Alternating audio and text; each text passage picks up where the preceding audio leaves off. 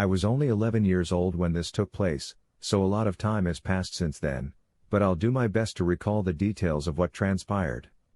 We were on vacation with our family, but technically it was a vacation with two families because the Gamas joined us. They had a daughter by the name of Beth who was roughly my age and a son by the name of Linda who was a baby. Both of us still had both of our parents in the picture at the time.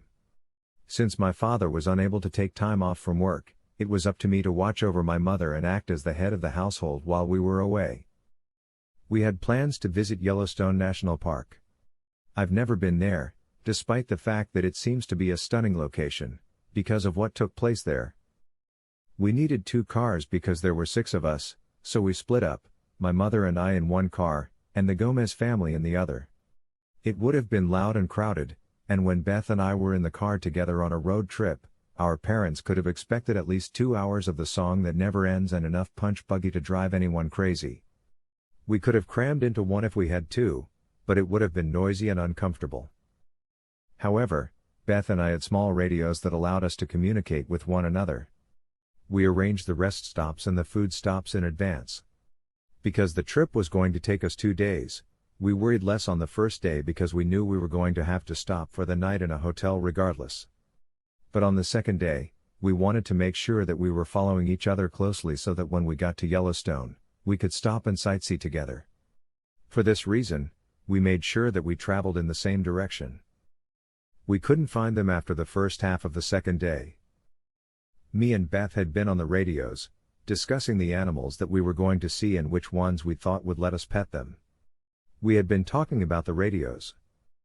I can still hear Beth saying, "I'd like to pet a bear because I think they're adorable," in my head. Over. And because I didn't want to be the one to burst her bubble, even though I thought it was a potentially terrible idea, I suggested, "The buffaloes might be nicer. And they have a supple appearance." Over. My mother did not pop either of our illusions regarding that topic, even though I am certain that if we had attempted to do so, she would have gone completely insane. "Are you worried about having to spend the night in the woods?" Over. Beth inquired, and I distinctly recall walking past their car at the time that she was saying this. They were beginning to slow down, but I was unsure as to why. "No, camping isn't new to me. I've done it before. It's nothing to be afraid of." But I didn't say over just yet. As I watched them pull up even further behind us, my first thought was that perhaps they had a problem with one of their tires. It's also possible that Mr. Gomez had to go to the bathroom. However, I do recall that it was a particularly dense area of brush, and I was concerned about being attacked by animals. We were traveling on a less major road, and the trees on either side of the road were actually bending over and casting a shadow across it. I remember that up until the point where I became concerned about them, I hadn't even noticed that at all. "Why are you guys coming to a halt?" Over. "I'm not sure, but I think Dad is being silly." Then, at a heightened volume, "Dad?" I asked, "What the heck is going on?" In the background, I could make out Mrs. Gomez's voice, and it sounded as though she had just gotten out of bed. Because Beth was keeping her finger on the button until she had an answer for me, I was able to hear everything that was going on. "Dad." She began to speak, but then she stopped herself. Her voice regardless, but she did not let go of the button she was pressing. The conversation that took place after that is something that will remain in my memory forever. Because they were hidden from view, I was unable to observe anything that was taking place. As soon as the car door was opened, I was able to make out every word that Mrs. Gomez said. "Jared, what the heck are you doing? Jared? Do not venture out into that area." Then Beth spoke up, "Mommy, can you tell me what that is?" However, Mrs. Gomez was far too involved in whatever was going on outside to pay attention to what her daughter had to say. "Oh, my God. Oh God." She let out a yell. After that, I heard her scream, and then Beth asked, "Daddy?" Beth's finger was lifted off the button just as the sound of the car door creaking could be heard. After that, I had the bright idea to mention to my mother that there might be some problems. I tried to explain what had just taken place to her, but I don't think I was making much sense at the time. I begged and pleaded with my mother to make a U-turn so that I could see what was going on, but all she said was, "We're not going to do that, honey, but don't worry, they'll be okay." As an adult, I can now comprehend it. When I was a kid, cell phones weren't even a thought because we didn't have them yet. She made the decision to bring me to safety in the event that there was some kind of actual danger occurring. My memory of her is that she was noticeably tense but was making an effort to hide it. At the next rest stop, she pulled over and stopped the car. After Beth's car broke down, it seemed like we were driving for an interminable amount of time, but I actually have no idea how long it was. During the drive to her location, I made several attempts to radio her, but I was unable to reach her. I inquired with my mother as to whether or not we ought to get in touch with the authorities, but she responded by stating that she wanted to wait a while before doing so. When she thinks back on it now, it's likely that she just assumed Beth's parents were having a fight. It's likely that she didn't want to get involved in this. My mother reassured me that even if we became separated, the original plan had been to meet at the following rest stop, so they ought to be checking in even if we sat there with our car pulled into a spot facing the road and faced the road. For the sake of safety, I made a commitment to keep both of my eyes on the road at all times. However, as the minutes, and most likely the hours, passed, the hot afternoon sun beat down, and pretty soon I found myself falling asleep. When I opened my eyes, my mother was shaking me and acting excited in front of me. Even as a young child, I was able to see through their hypocrisy. "Look," she remarked, "they've returned." The sun was beginning to set as the van pulled up next to us at this point. My mother was tense, and looking back, I believe that it was because she was anticipating seeing Mrs. Gomez with a black eye or covering up some bruises. I don't remember if there were any signs of abuse with Beth's parents, or if Beth's mother had just latched onto what would have made sense. I don't remember. What I'd overheard on the radio could very well be construed as the beginning of a fight. I'd heard it over the radio. However, that is in no way what emerged from inside of that van. I believe that the fact that we did nothing was due to the fact that we were in a state of shock at the time. I really have no idea. I mean, what the hell are you supposed to do when you come across something that just doesn't appear to be able to be explained by the norms that govern our world? After the door on the driver's side opened, Mr. Gomez stepped out of the vehicle. I only knew it was him, or thought I knew it was him, due to the fact that he was significantly taller than both Mrs. Gomez and the children. On the other hand, he was wrapped in bandages from head to toe. He gave off the impression of a movie mummy or a character from a soap opera who was about to unveil an entirely new face. However, he was wearing something over his eyes that looked like a dark gauze or fabric rather than sunglasses. It was concealed beneath the white gauze that covered his face, giving the impression that he had two misshapen eyes that were completely black in color. The door to the passenger compartment opened, and the remaining members of the family exited the vehicle. Mrs. Gomez was seen holding Linda, and both she and Linda were attired in warm clothing. Beth stumbled out of the room, her bandages being especially messy. As soon as Mr. Gomez opened the door to our car, I had a shiver run up and down my spine. "Thank you very much, but I'll drive," he told my mother in that. Suddenly, I found myself laughing. There had to be a joke or an elaborate practical joke behind it. What other possible explanation could there have been? "Oh ha, you're right, that's very funny." My mother stated this, but she did not give off an amused vibe at all. I said I'll drive. Mr. Gomez repeated himself once more. "Thank you." After saying that, he reached out and grabbed my mother's arm. "Oh, all right, no problem." After getting out of the car, my mother pretended to be amused as she said to Mrs. Gomez, "I didn't know Jared was such a jokester." Mrs. Gomez did not reply, however, she did open the passenger door and grab my arm as she exited the vehicle. After taking a closer look at the bandages, I noticed that they were dirty, and I noticed that near the beginnings of her arms and legs, there was a very small amount of a brownish-red fluid that was leaking through. Because I couldn't decide how I felt about that, I just got out of the car and walked away. As she took her seat, my mother and I exchanged glances before continuing. My mother put on a fake smile as we crammed ourselves into the trunk. Beth stumbled after her, just like everyone else. Her eyes appeared to have been covered up in the same manner. I sat in the back, with my mother and Beth in the middle, while Mr. and Mrs. Gomez took the seats in the very front of the vehicle. Linda was handed back to Beth by Mrs. Gomez, and Beth was then handed back to me. Because we did not have a baby seat, I had to just hold her in my arms. Nevertheless, I had the sudden realization that there was something off about Linda. The phrase "very solid" comes to mind as the one that captures it the best. You can feel the joints pressing at the elbows when you're holding a cat, a dog, or a baby, and the skin moves over the bones.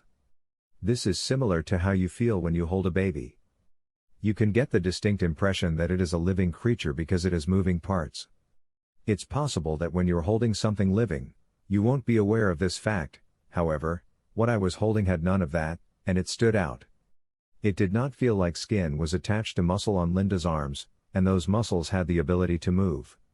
They appeared to be solid masses of meat that did not move at all. The sound of the car starting up distracted me from my thoughts at that moment. And I moved in a little bit closer to Linda. "All right, I agree, that was pretty funny." While Jared was starting the car, my mother said.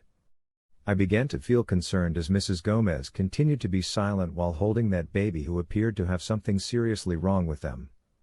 The fact that it was all so strange gave me the impression that perhaps I was dreaming, which helped me feel less anxious about the situation. Jared immediately began to pull the vehicle out of the parking spot. "Stop it, Jared!"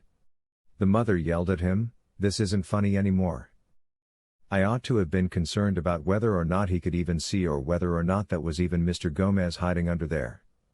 However, all I could think about was the completely incorrect baby that I was holding in my hands. She was completely motionless at that point. I drew her in closer to my body and asked in a hushed voice, "Linda?" After that, I put my hand on her chest and felt neither the gentle rise and fall of her breathing nor the soft beating of her tiny heart. I was puzzled. I continued to press more firmly, but I was unable to feel even the faintest hint of ribs under there. It appeared as though a baby-shaped piece of meat had been cut away from the body of a much larger animal by someone. "Beth." I reached across the aisle and grabbed her shoulder while she was sitting in the seat in front of me. "Linda seems to have some kind of problem," I said. My mother was pleading with Mr. Gomez at this point, saying, "Really, this is dangerous, and this has gone on for far too long. Please, Debbie, explain to him that this is not funny." We were getting ready to pull out onto the road, but all of that seemed very far away to me. "Beth." When I grabbed her shoulder more firmly, I saw a splash of a reddish-brown liquid seep out into the bandages right where her arm connected to her torso. I let go of her shoulder after I saw the liquid. Now Mr. Gomez was going to turn to the left, which would bring us back to the place where they had stopped. Where everything that had happened to them was just sitting around waiting to happen to us as well. "Listen, it's fine. Just driving back." Mr. Gomez said it, and I had a hard time determining whether or not that was how he had sounded previously. He didn't talk much. "We're just driving back, so don't worry, all right?" Mrs. Gomez repeated after me. When Beth heard what was said and finally turned around, the black misshaped gauze in her eyes appeared to be completely opaque. It was a mystery to me how Mr. Gomez was able to see. The voice that emanated from her body was that of a young girl, but it was not quite Beth's voice. "The infant is doing well." I have a hard time believing that she is Beth. I believe that it would be best for us to go to the hospital. Beth's eyes, which were wrapped in black, looked at Linda or whatever else I was holding at the time. The baby will be used for research in the medical field. What the fuck is going on? I didn't even give it a second thought to cuss in front of my mother, and for some reason, that made the whole situation feel even more serious. "Mom, can you tell me what's going on?" "Don't worry, sweetie, everything is going to be okay," my mother has responded. Then she turned her attention to the dummy that was playing the role of Mrs. Gomez. "Debbie, do you know when my birthday is?" She grabbed her and appeared concerned, and I have no doubt that she felt the same inhuman texture that I had felt underneath those bandages. "Did you forget about my birthday, Debbie?" "It's going to work out just fine, honey." The thing had a response. And as I got a better look at Mrs. Gomez for the first time, I noticed that there was definitely something wrong with the way her head was constructed. It went on for an inordinately long time. It appeared as though she had been drawn out and stretched from the top of her crown to where her chin should have been. But it's possible that the illusion was created because of the way her hair was wrapped around the crown of her head under there. As I continued to examine the rest of her, I came to the conclusion that the wrappings gave the impression that she was not wearing any clothes underneath them. When I glanced over at Beth, I saw that she was noticing the same thing. She always wore oversized hoodies and loose jeans, so her figure should have been much more rounded underneath those clothes. Extremely unsettling to me was the prospect of them removing even more clothing than that in order to play along with this joke. The only part of Mr. Gomez that I could see was the back of his head, and I became conscious of how big it appeared to be. And extremely round, coming very close to being round to perfection. It appeared as though someone had attempted to cover up the fact that they had severed his head and replaced it with a basketball. When I picked at the bandages that were on Linda's face, I was eventually able to peel them up over one of her eyes. Her eyes were blue, just like Linda's were, but her skin had a sickly appearance to it. At that point, I had no doubt that she had passed away. "Mom, what do we do?" As the trees moved closer to the roadway, I asked that question. I had the impression that if we made it to the spot where the Gomez family had stopped, the place where the trees leaned over the road, everything would be over when we got there. "Honey, just relax and take it easy, everything will be all right," my mother commented while she was in the process of unbuckling her seatbelt. I looked down at Linda as I prepared to inform my mother that, well, I thought she might be dead. I thought she had passed away. After that, however, the blue eye blinked. What took place after that is a complete mystery. After that, I don't recall my mother jumping up and attempting to wrestle the steering wheel away from Mr. Gomez, but I know she did. The only thing I remember is waking up after the collision. Beth had a hold of my arm and was yanking me through the forest. Or whoever or whatever was hiding beneath those bandages was the one pulling me along. It appeared as though one of her legs was significantly longer than the other based on the way that she was walking. I blinked my eyes to clear the blood from them and wiped the sweat from my hair off of my forehead. It all came flooding back very quickly. When I turned to look around, I saw that Mr. Gomez was dragging my mom into the woods alongside me, and she appeared to be sleeping. Linda was being held precariously close to the ground by Mrs. Gomez, who hobbled along behind them while carrying her sloppily by one leg. I cocked my head to the side and saw that the car was still smoking while it was wedged against a tree not too far away, and I could still make out the road. I was much more powerful than Beth had been when I fought against the thing that was holding me. It was difficult for me to turn around because she had a firm hold on both of my shoulders. Then I recalled the bloody liquid that had drained from her shoulder earlier. I struggled to get closer to her and ended up standing for a split second. During that time, I punched blindly behind me in the hopes of connecting with the joint. She fell over on her crooked legs, which allowed me to escape her grasp. "Mom!" As I stumbled closer to her, I yelled at her in an effort to wake her up. Her eyelids fluttered, but didn't open. I went for Mr. Gomez's knees and kicked him in the back of one of them, which caused him to fall down. I took hold of Mom and gave her a good shake. The sudden movement caused her eyes to open, and she looked at the object that had been dragging her. She exclaimed, "Oh God," as the events of the most recent few minutes were most likely beginning to come back to her mind. I kicked Mr. Gomez in the knee, and as I did so, I observed a sickly green and brown liquid oozing out of the wound in his knee. "Get a move on." I reached out and grabbed my mother's hand, and together we sprinted toward the road. Either the beasts did not follow or moved at a pace that prevented them from catching up to us. We were able to make it to the highway, and we ran across it. On the shoulder of the road, we ran, waving down passing vehicles while simultaneously attempting to create more space between ourselves and the dangerous objects. Someone came to our aid and whisked us away to the station as quickly as they could. They did not question me, so I am not aware of what my mother disclosed to them. But as far as I am aware, they were never able to locate the Gomez family's vehicle, and the Gomez family has not been seen since. That happened nearly 2 decades ago, and to be honest, I don't give it much thought very often. After a while, I began to wonder if perhaps something else had taken place, and as a kind of trauma response, my brain had decided to make it stranger and more abstract. A few years later, my mother passed away, so I was never able to inquire further about what she recalled. I've never been one to enjoy dwelling on the situation too much. But the reason I'm looking into this again and why I wanted to try to tell someone else about it is because of something that took place only the day before. Over the years, I've been coerced into going on a few camping trips, but it's always been with large groups and always in crowded locations. And I think that helped me start to think even more that I'd imagined what had happened, and that there wasn't anything to be afraid of in the woods. I say this because I think that helped me start to think that I'd imagined what had happened.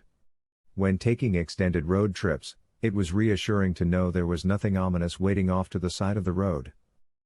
I was still not fond of the idea of camping, and being in the woods never gave me the feeling that I was in a particularly secure environment, but I had become more accustomed to it. My girlfriend was able to persuade me to accompany her on a camping trip during the winter. She believed that it would be romantic, and the thought of spending the night in a tent with her was too appealing for me to refuse. After all, it was only for one night, and since we both enjoyed the snow, I thought it might be something fun to do together. I reluctantly agreed that we should look for a walk-in site in the forest to the south of where we were. This was in the Midwest, and although a trip to Yellowstone did cross my mind at the prospect of a more secluded trip to the woods, I was thinking that whatever happened that day, it was on the other side of the country because it was in the middle of the country. However, once we exited the highway and turned onto the winding country roads, things began to feel very different. The foothills, with their ever-growing forests, seemed to take on a more ominous air. When we entered the forest, despite the fact that it was the middle of the day and that it is generally accepted that nothing untoward should occur during the middle of the day, I felt an extreme amount of anxiety. After the car that was following us pulled over, we found ourselves suddenly to be the only ones on the road. I was unable to shake the uneasy feeling that something very wrong was going on.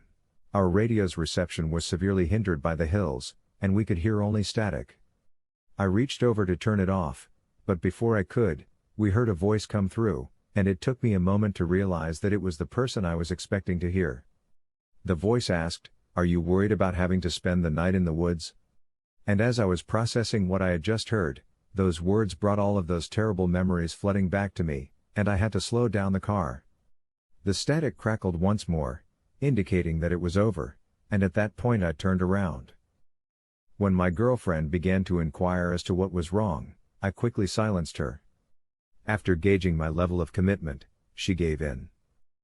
Then, as we approached the boundary of the forest in silence, we overheard someone saying, "Don't go, please don't leave me here."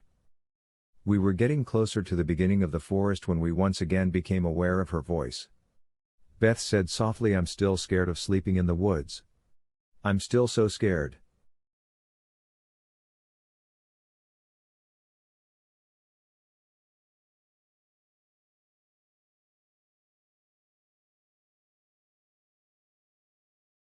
Hello everyone. This may be a long shot, but I'm attempting to determine if anyone remembers a huge blackout in the middle of August in 2014.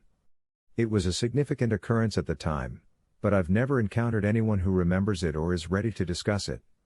I am still unsure if the blackout affected merely my city or the entire country. If I'm being completely honest, I believe it was global. If you recall it, then everything will make sense. If you don't, you will likely consider me insane. Maybe I am. I'm hoping someone will tell me I'm not insane. When a significant event occurs that shatters our shared perception of normalcy, we process it by sharing our own accounts with others. We ask each other where we were on September 11, 2001, or bond over our common experience of fear and isolation in the early days of the COVID outbreak. Never before have I had the opportunity to do so in this situation. Therefore, I'm going to attempt to do it now, if only because I'm anxious about what may yet lie ahead and I have no one to discuss this anxiety with.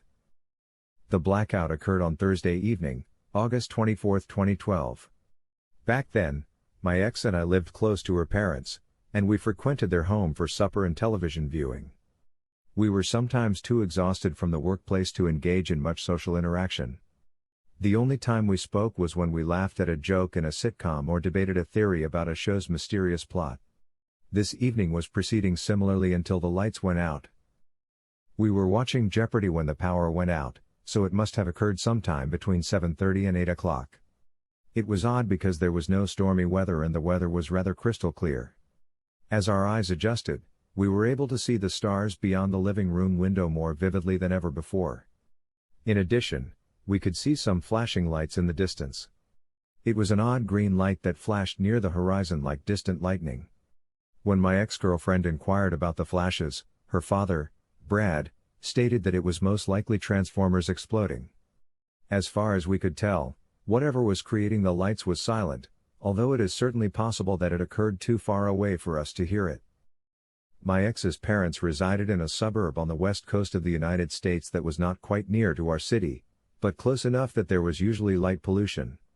Now there was no light pollution, simply distant green flashing lights and dazzling stars in the night sky. We felt this indicated that the darkness was widespread.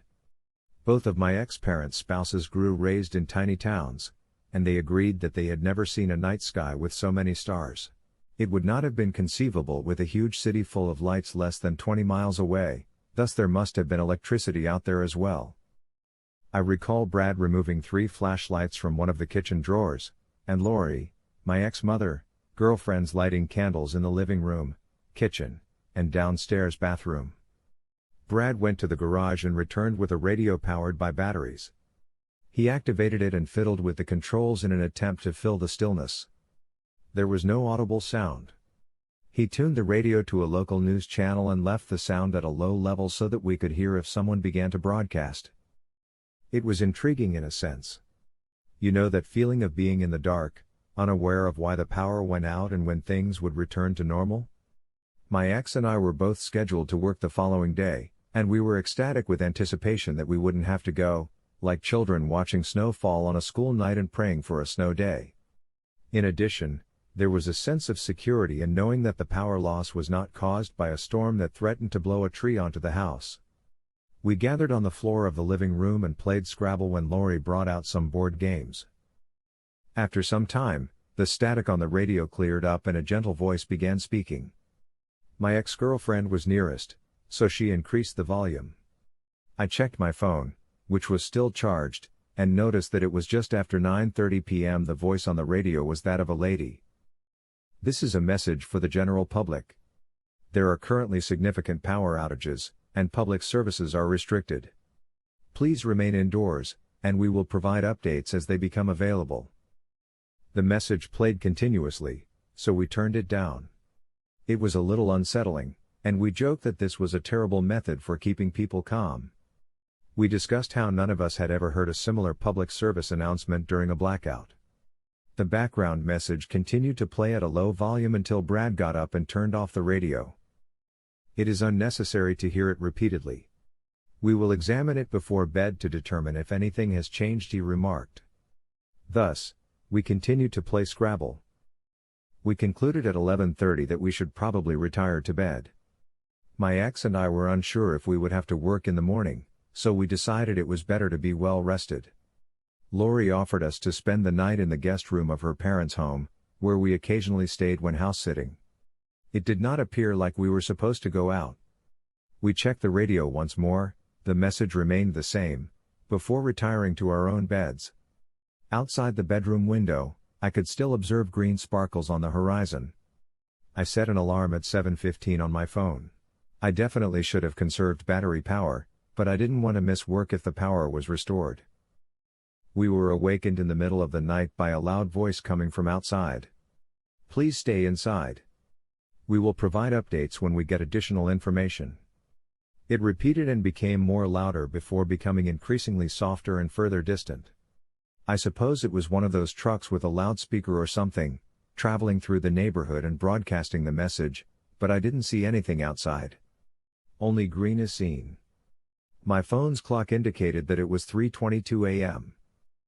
At 7:15, my alarm sounded. I stood up and switched the guest room's light switch, but nothing occurred. I looked out the window, but it was just beginning to get light, so I could not determine if any buildings outside the neighborhood had electricity yet. In the morning light, the absence of green flashes on the horizon seemed reassuring. I walked downstairs to turn on the radio as my ex went upstairs to use the restroom. The message was identical. There are currently significant power outages, and public services are restricted. Please remain indoors, and we will provide updates as they become available. This is a message for the general people. I returned upstairs and entered the guest room just as my ex emerged from the restroom. I stated, "No work today," and threw myself upon the bed. I turned off my phone.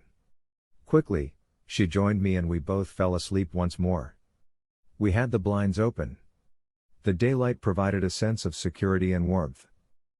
Someone hammering on the bedroom door awoke us later. "Honey? Are you conscious in there?" we heard, in Lori's voice. My ex-partner said, "Yes, Mom, we're inside." "All right, but can you tell me if the curtains are open in that room?" My ex and I exchanged glances. "Yes, Mother, the drapes are open." "Can you close them and assist your father and I by descending?" I stood up and unlocked the door. As I was still awakening, my brain was unable to digest information quickly enough. "What?" I asked. Lori walked past me into the room while holding a roll of duct tape. She drew the blackout curtains shut and began taping the curtain edges to the wall. This was a very puzzling scene to observe upon awakening 30 seconds later.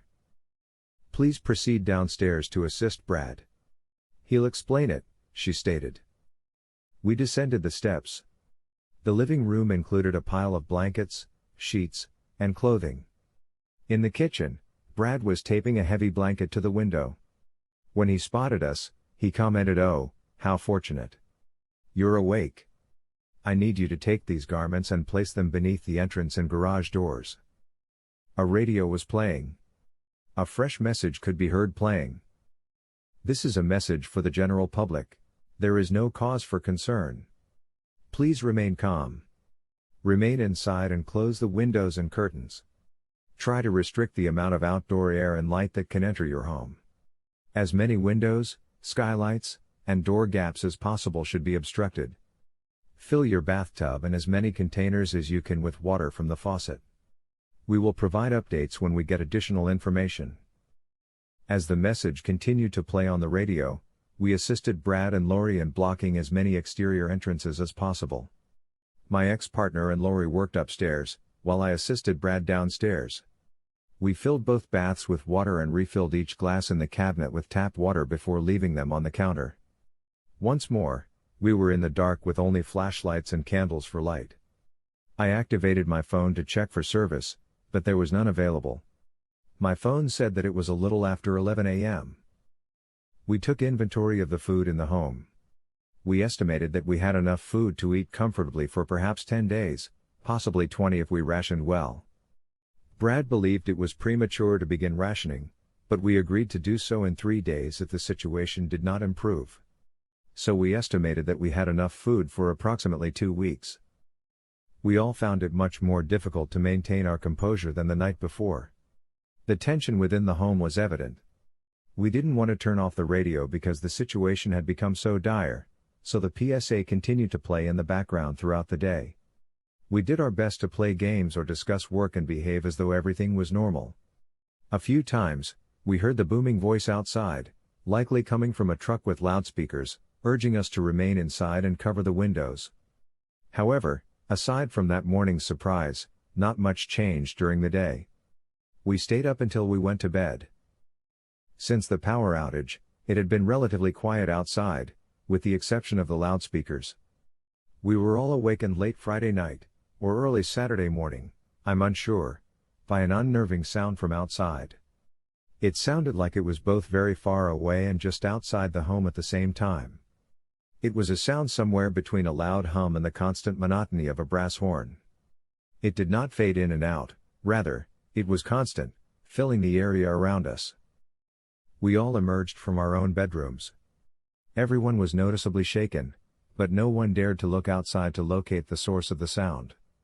Brad tried to reassure us that it was probably nothing to worry about, but he was clearly terrified as well.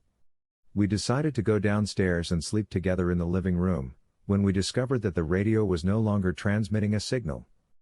Brad replaced the batteries and reactivated the device, but nothing happened. The only indication that the outside world existed was an unwanted, monotonous horn in the distance. One by one, we fell asleep again. I guess I was the last person. I have severe anxiety, and the situation was becoming increasingly bizarre and difficult to control. In addition, I honestly do not see how anyone could sleep through Brad's snoring, but at least the snoring provided an alternative to the humming of the horn or the static on the radio.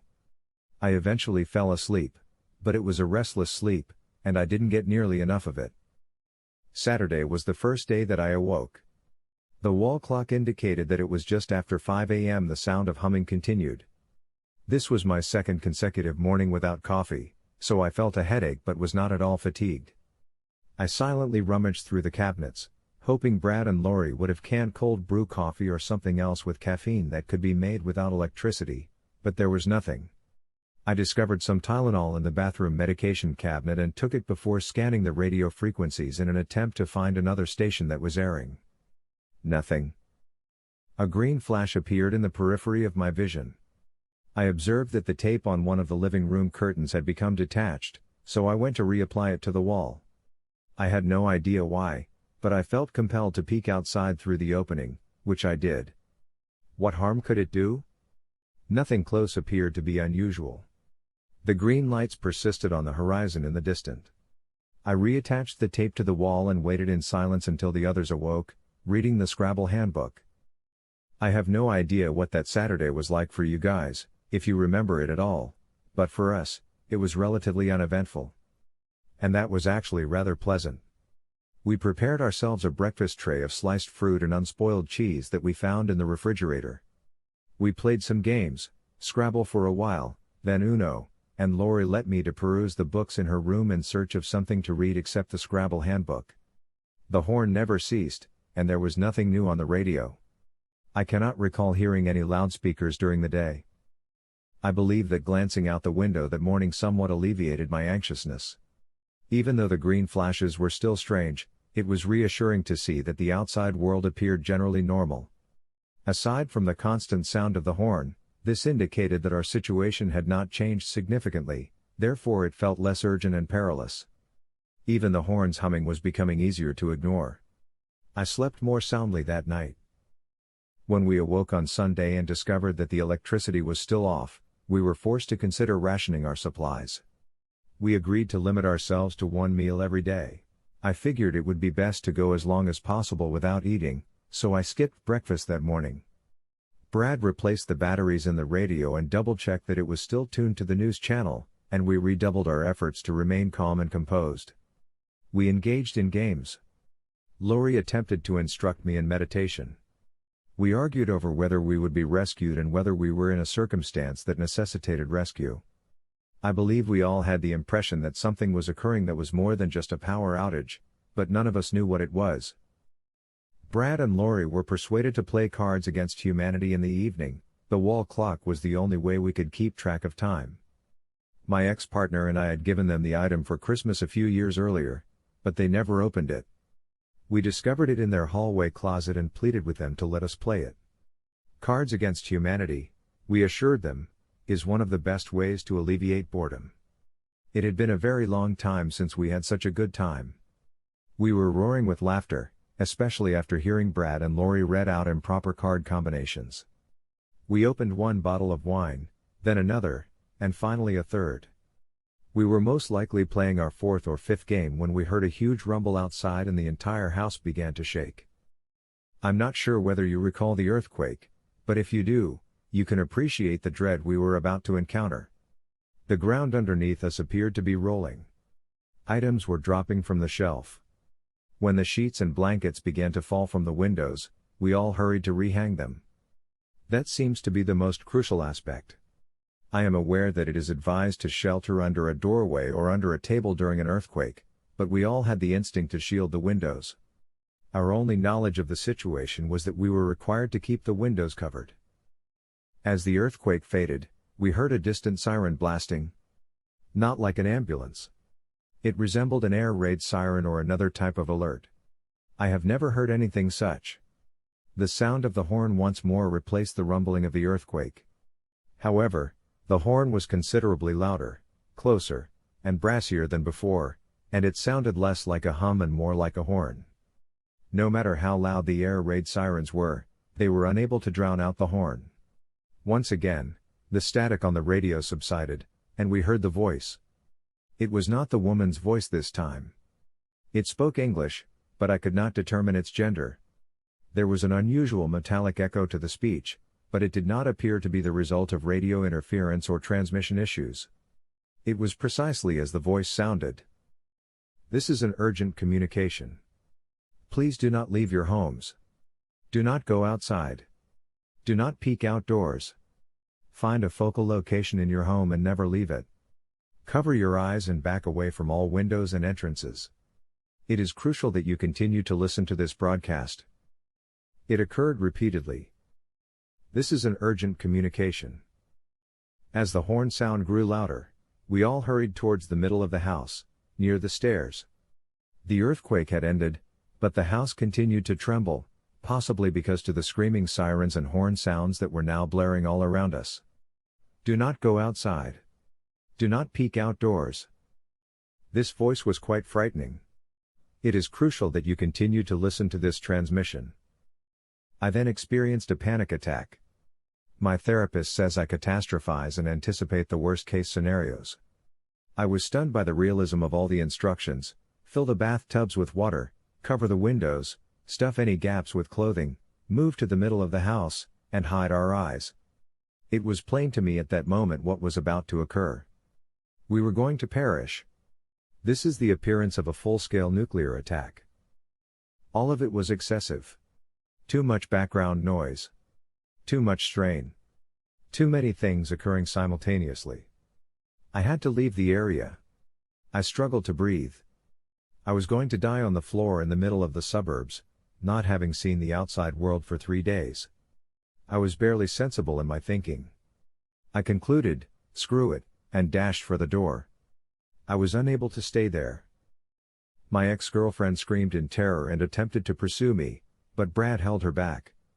No. Stay in your home. If we go outside, we perish. When I reached the door, Brad yelled, "Don't peek outside." I looked back and saw all 3 of them conceal their eyes and turn their heads away from me. I opened the door by turning the knob, then threw myself outside. As I closed the door, their screams vanished from behind me. If you're better at following directions than I am, here is likely where my experience differs from yours, if you have any memory of this at all. Outside, both the horn and the siren were significantly louder and more severe than you recall them being. However, it was still more comforting than it was inside the house, and the crisp, chilly air was a relief. The sky was crystal clear, and the stars shone brightly. Due to the city's typical light pollution, I had never before seen so many of them. The green flashes appeared brighter and closer than previously, but they did not interfere with the starlight in any way. Even in the midst of a panic episode, I was awestruck by the breathtaking scene. I scoured the skies for signs of a nuclear apocalypse, but what I discovered will stay with me till the day I die. The strangest, largest, and darkest triangle-shaped object I'd ever seen was gently gliding across the night sky in the heavens above us. If not for the fact that it obscured the stars as it moved, I might not have even noticed its presence. It was the largest object I had ever seen, excluding the Earth itself. Greater than any peak I've ever seen and more expansive than any city I've ever encountered.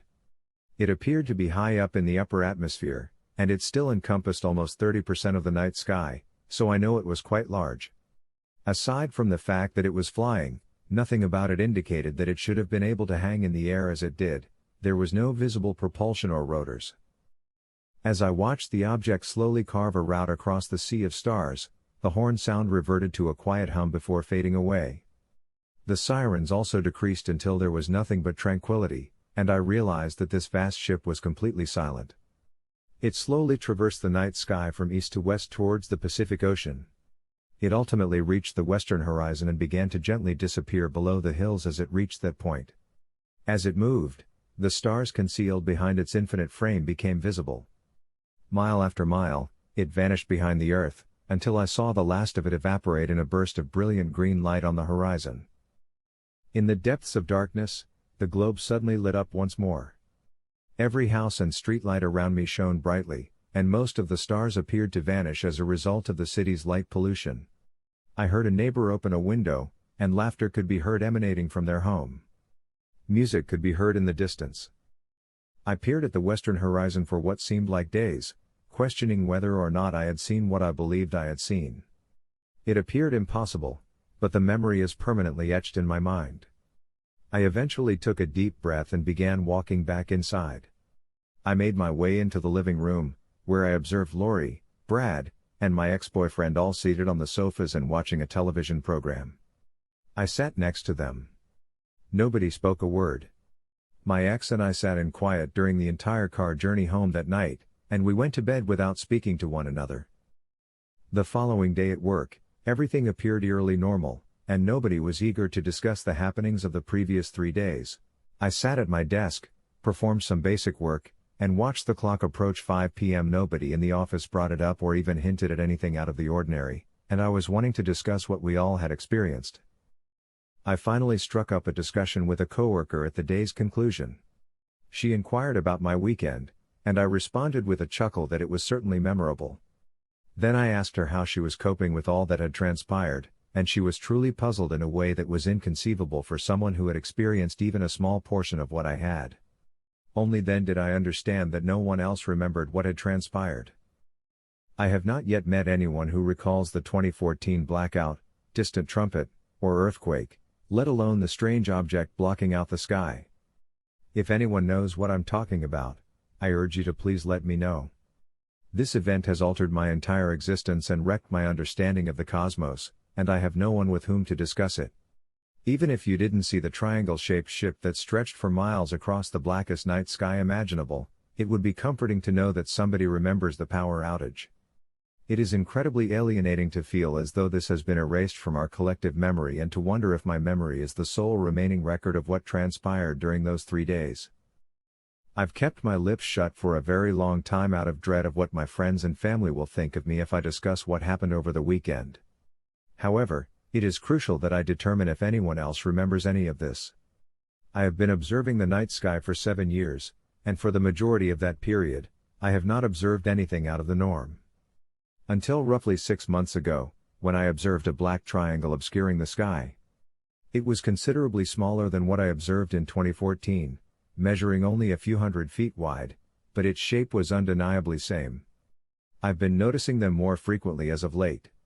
Now, whenever I look up into the sky at night, generally long after everyone else has gone to bed, I think I can see 1 or 2 smaller pitch-black triangles gliding slowly and silently across the sky. Tonight, if you go outdoors and look up, you could find one. You will be able to discern the contour of a perfect triangle if you look for stars that appear and disappear. Last night, while searching for them, I believe I began to observe green lights on the horizon. They are considerably darker than they were back then, but they are still visible, I believe. I haven't gotten much sleep lately, and they appeared to become brighter as the night progressed. Since I stayed up all night gazing at the night sky, it's possible that my eyes were simply accustomed to the darkness better. I could have sworn I heard the faint sound of a constant horn in the distance, but nobody has mentioned it today. Perhaps everyone was asleep. Or maybe I'm losing it. Since 2012, I cannot say that my mental health has been excellent, so who knows? But I don't believe I'm losing my mind. I can't help but wonder if similar events occurred in the weeks, months, or years preceding August 24, 2012, and no one noticed. However, I am now aware of it and attempting to prepare for the worst. Even if you have no memories of that weekend, you should certainly prepare yourself nonetheless. I have no idea what these objects in the sky are or what the gigantic triangular object was on that particular day. But I'm certain it was present. And I do not wish to alarm anyone, but whatever it is, I believe it will return. Please make an effort to remember at this time when it occurs. Brittany Post stood tensely in the living room of a nice, rustic suburban home. And despite the apparent familiarity of her surroundings, she felt uneasy. She saw it from the corners of her eyes. It was currently standing on the opposite side of the windows, peering in at her. Occasionally moving nearer and occasionally maintaining its distance. Playing with me. The thought chilled her to the bone. She pondered Tommy. God. Tommy. Going trekking had been her idea. It sounded like a good way to spend some quality time with Tommy, get out of the house, clear her mind, and perhaps spark some musical creativity, all while staying in shape. While she was by no means out of shape, she could not help but feel that she could reduce a few pounds around her midsection. Tommy had never complained, but Tommy was not the kind to pass judgment. He was also 6 feet 4 inches and had the physique of a Greek god, making it difficult not to feel a little self-conscious. Sitting behind a keyboard most days and intermittently pursuing a music career was not exactly the most physically demanding job. It was a privilege granted to her by the fact that her parents had done well enough for themselves that, at age 21, she did not have to worry too much about finding a real job.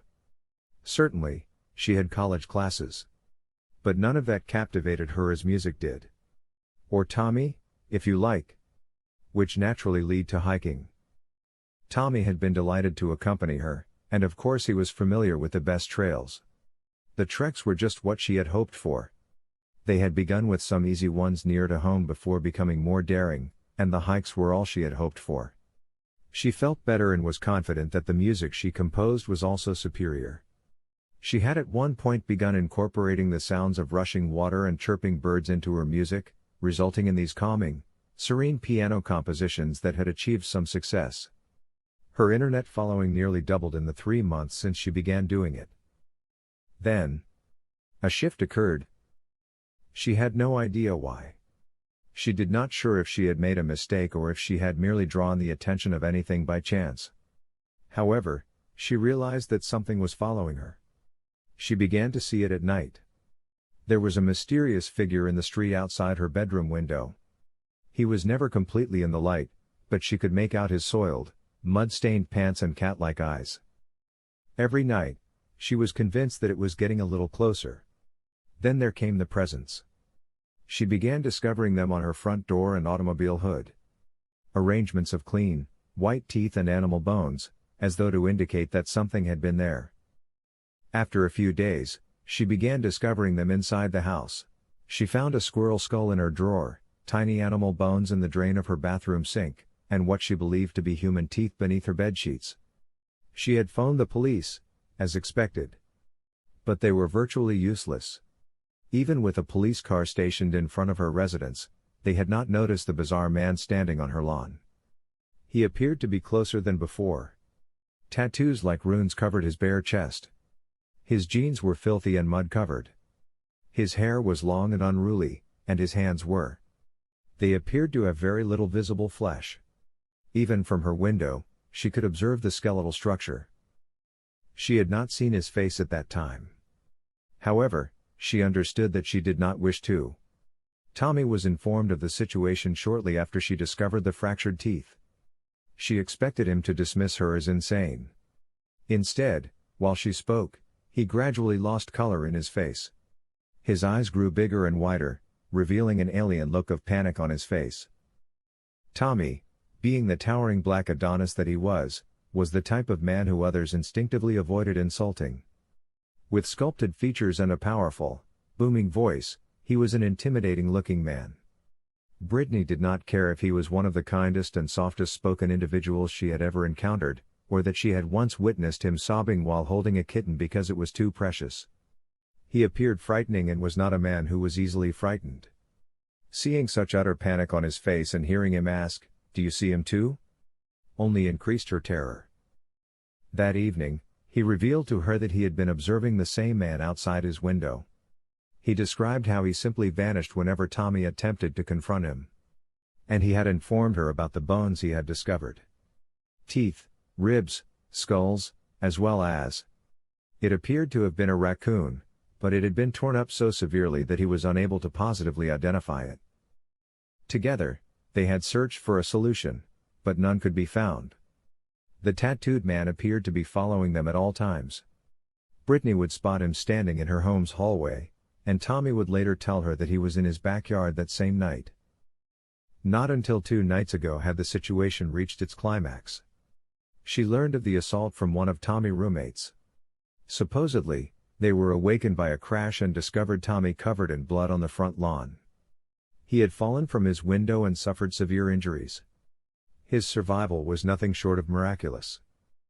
He had given neither the police nor the doctors a clear statement, and Brittany had only seen him once since then. However, the terrified look in his eyes and the jagged claw marks on his arms and face told her everything she needed to know. The tattooed man had arrived. They both knew that he was lucky to be alive and that he would eventually come for her, but she had no way to stop him. Brittany had taken the only course of action a desperate woman could take. She began posting on obscure esoteric forums, pleading for assistance, and the day after Tommy's assault, she redoubled her attempts. It was one of these forums that led her to this location. To Dr. Caroline Vega. Dr. Kelly resided outside of Tavam Sound, a 2-hour journey from Brittany's home. Nevertheless, if Vega was half as capable as the stranger had said on the forums, it would be worthwhile. They had just directed her to a website that was ostensibly created by Dr. Kelly herself. According to this website, Dr. Kelly has the ability to remove curses, disperse ghosts, and create protective charms. It appeared to be fairly standard esoteric nonsense. The only thing on that website that appeared even somewhat plausible was a page stating that Dr. Kelly has produced several articles on botany and the medicinal benefits of various herbs that appeared credible. Brittany didn't have many alternatives, but if she had to accept a self-proclaimed practitioner of magic, she at least trusted the one with a PhD. Even if it was in botany. This is what brought her here. When Brittany arrived, a young woman answered the door and escorted her to the living room to wait. The aforementioned living room did appear to be lovely and comfy. The walls were adorned with a few detailed pictures of plants, and a large bookcase along the far side had a variety of herbal medicine and wild plant identification books, although there was one shelf that seemed dedicated to romance novels. She periodically heard additional voices and could hear people moving around the house. They were predominantly female. At one time, she observed 3 young women and 1 clean-shaven young male in their 20s leaving the living room to go outside. She had quietly followed them to the window to see their exit. Her eyes were riveted on the countenance of the tattooed man standing in the street, despite the fact that passing strangers temporarily obstructed her view of him as they walked toward the surrounding woods.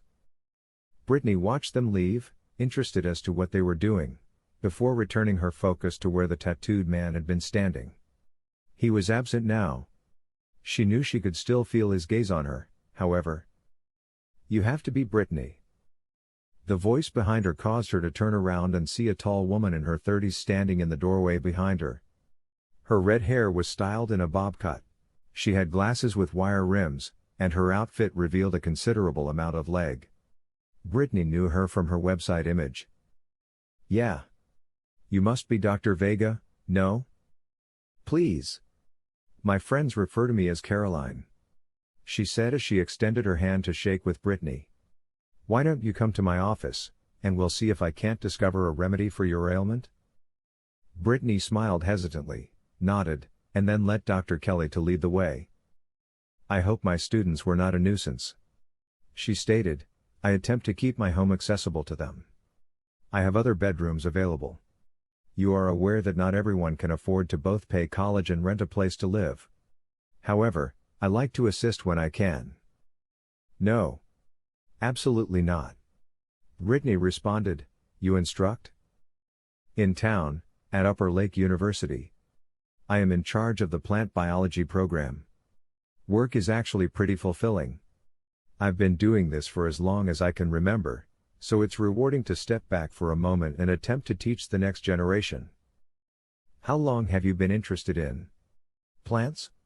As she entered Dr. Kelly's office, Brittany inquired, "May I help you?"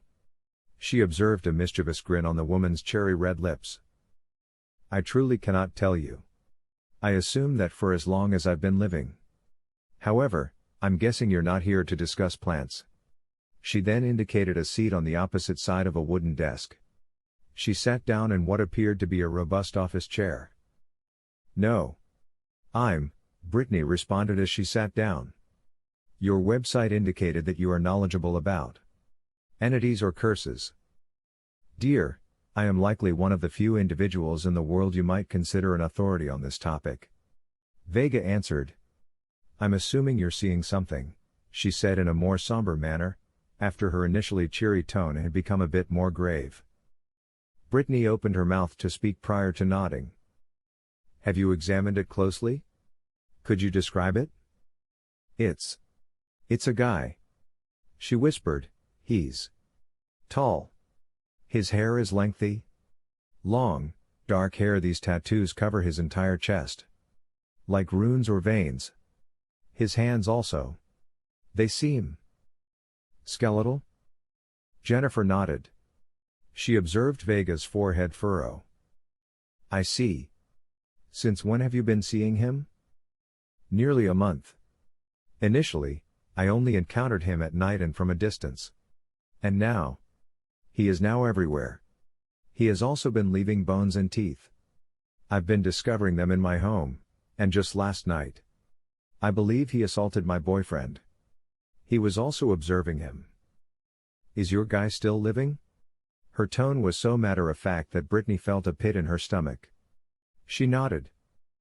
Is he hospitalized or at home? He is hospitalized.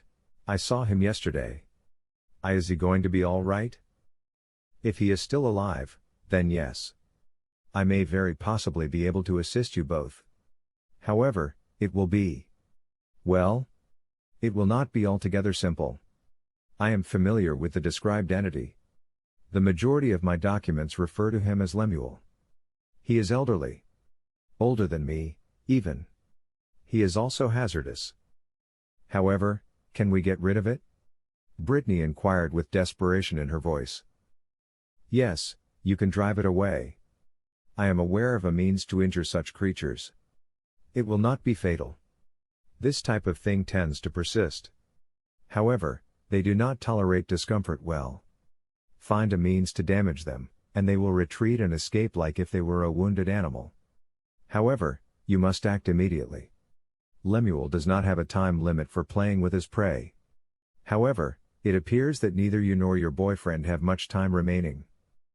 What am I need to do? Brittany inquired softly as she observed Dr. Kelly rise from her chair. She moved to a wall-mounted cabinet and unlocked it. She retrieved a mortar and pestle and a glass jar from within. Brittany could see small black figures intertwined in thick web sluggishly moving around in the jar, and her skin crawled when she realized it was full with spiders. According to the red spot on their bellies, they are black widows. Vega placed her belongings on the desk before resuming her seat. It will be necessary to puncture his heart. However, this is far easier said than done.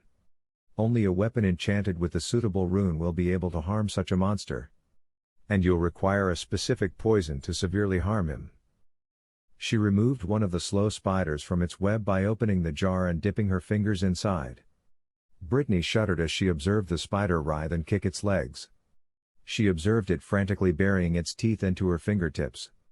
Dr. Kelly did not even flinch when she was bitten, as if she had not even noticed. She just dropped the spider into the mortar and selected 2 additional spiders from the jar to join it. Brittany could see unusual markings cut into the stone on the exterior of the mortar, as well as other symbols carved into the pestle. She watched as Vega grabbed it up and brought it down onto the confused spiders, smashing them into a splatter of quivering limbs and pulpy organs, before they could escape their prison. 3 poisonous spiders, 3 drops of your blood, and a rose petal. Vega whispered as she returned her gaze to Brittany. There is a rose bush in my backyard garden. Would you be nice enough to get it for me? Brittany nodded gently prior to standing. She was overjoyed to leave the office and Dr. Kelly behind. She was unaware of how tense she was until she stood up. As she exited the workplace, she observed the tattooed man. Lemuel observed her from the window. Behind his darkened lips, she observed filthy yellow teeth that appeared to be impossibly sharp. His gaze followed her through the living room, and she attempted not to look at him as she made her way through the house and out the back door. Caroline Vega's backyard was expansive and beautiful. Brittany might have bothered to enjoy it in happier times. The well-trimmed hedges and exotic, colorful flowers that grew in well-kept gardens. But her thoughts were elsewhere. It was easy for her to locate the rosebush. It stood out in one of the flower gardens in the backyard center. She carefully plucked a single rose from it before running back inside, terrified that the tattooed man might find her outside. She was nearly as frightened to return to Dr. Kelly as she had been when she first met him. At least she was able to precisely identify the tattooed man. With Dr. Kelly, she was less certain. She paused after observing her stick her hand into a jar of spiders as if it were the most natural thing in the world. She did not yet know if the stranger she had sought out was genuine or not. However, most con artists would not have crushed poisonous spiders into a paste. Whatever she was, Vega appeared sincerely interested in assisting her. She returned to the office to find Dr. Kelly patiently waiting for her behind the counter. Alongside the mortar, which was filled with the pulpy remnants of the 3 spiders, sat an iron dagger. The jar was gone, having been returned to the cabinet.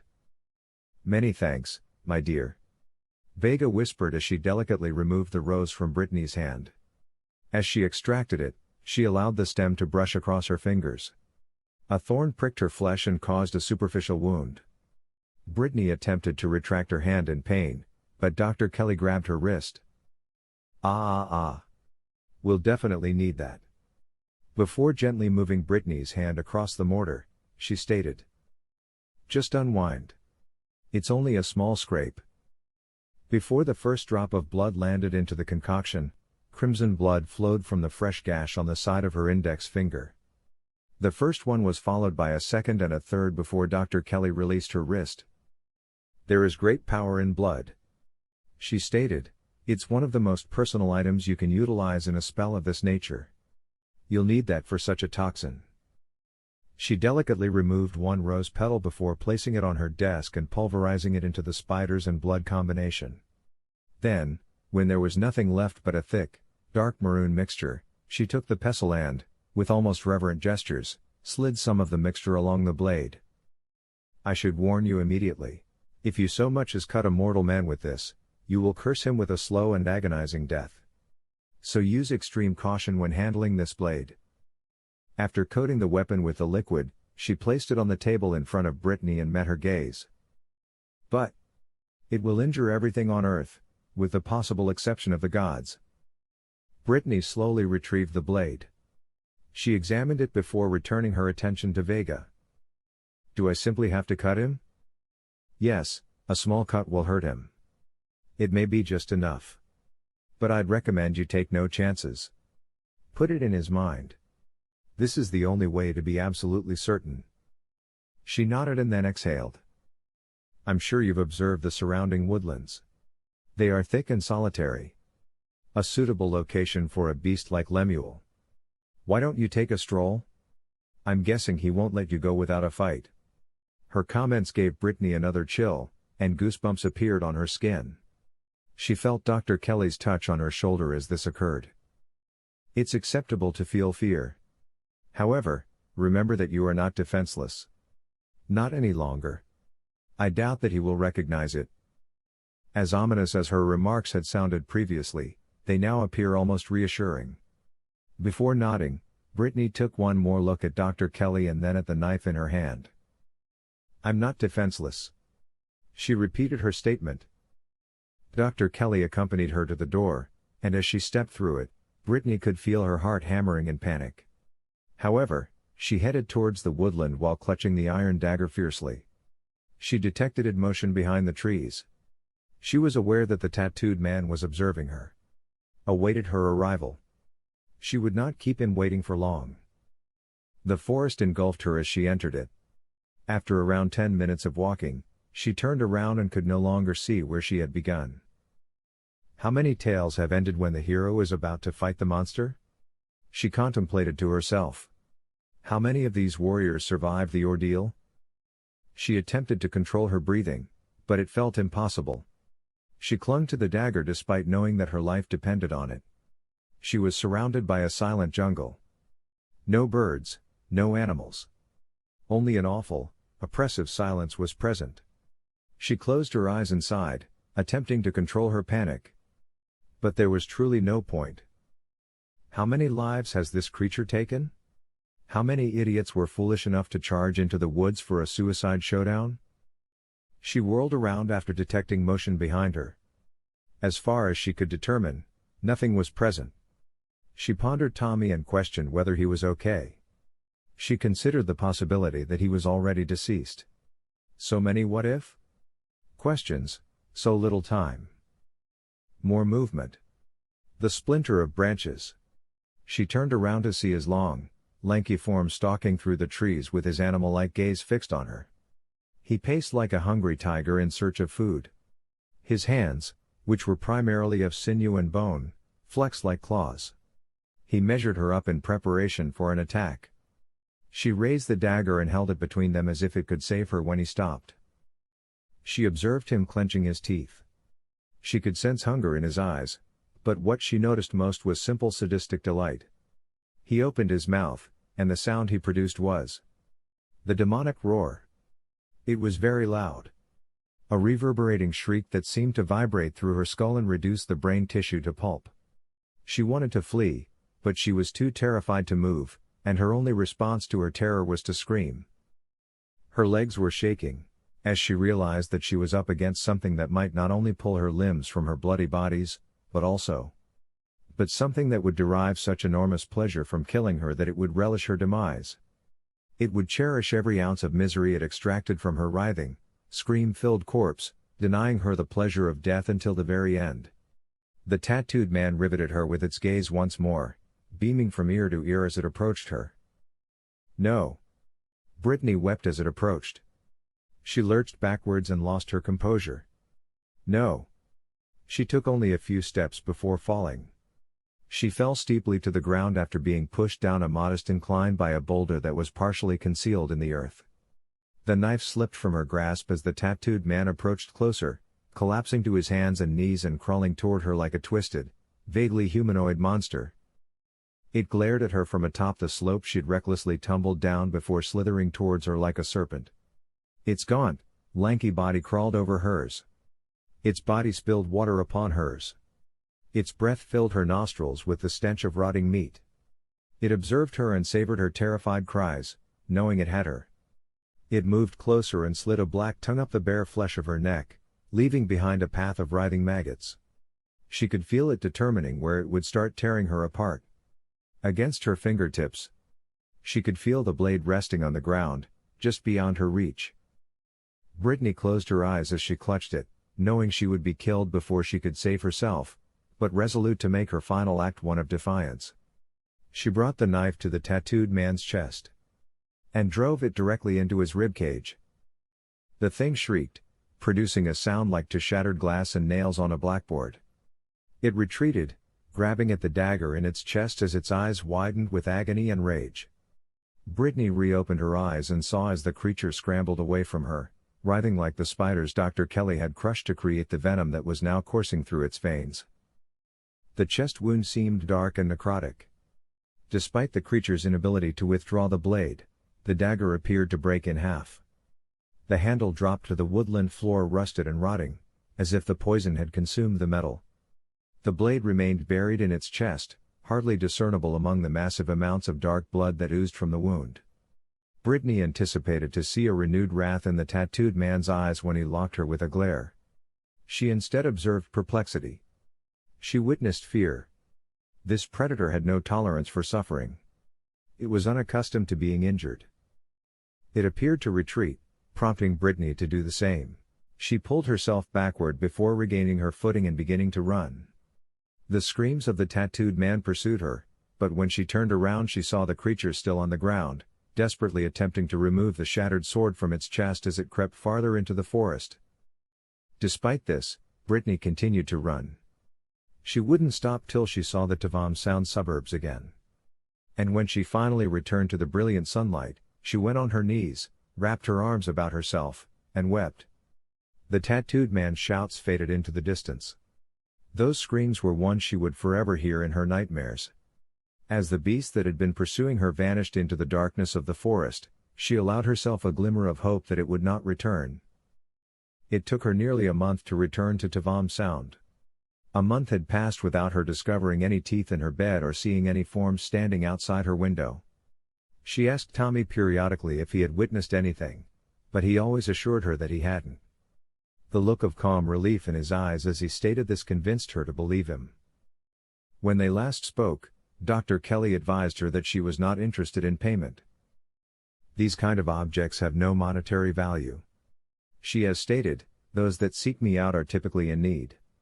I am currently well off enough to avoid preying on the destitute. There is no fee.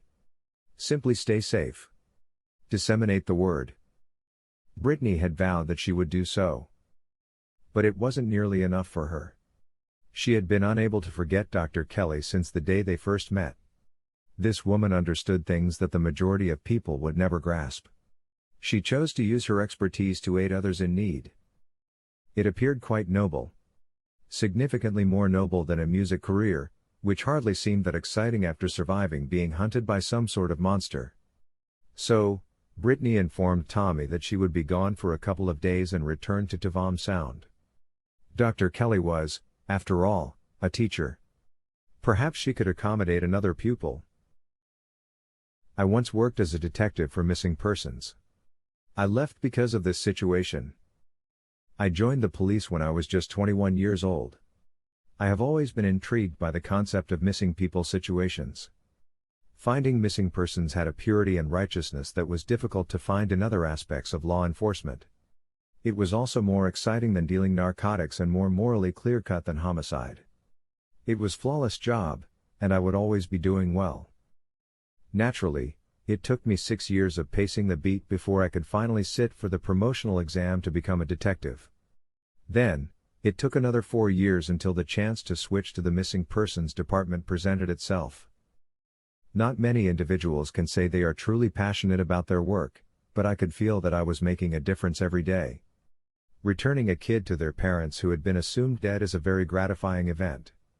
There was always a voice in the back of my mind reminding me that the victim was still out there somewhere. Of course, on the flip side, there was the crushing despair every time a case went cold. No matter how impossible the case seemed, no matter how much I reassured myself that there was nothing more I could do. The toughest part was realizing I had lost a life when we discovered a corpse. I frequently see their faces in my nightmares since there are so many people out there who I either never discovered or discovered too late. I've had to deal with a lot of extremely ill people in my time, therefore the perpetrators have also stuck with me. I dealt with a lot of terrible instances and frequently questioned my abilities. But as I've already mentioned, this is the one that convinced me to quit my job permanently and never look back. I was one of the department's most seasoned detectives by this point in my career. In the majority of cases, I was given the initiative, and I was frequently expected to assume leadership roles when things went south. As soon as I entered the station, I was informed of the call that had come in during the night. 2 girls and 3 boys, all between the ages of 4 and 6, had vanished from the same neighborhood on the same day, literally just a few blocks apart.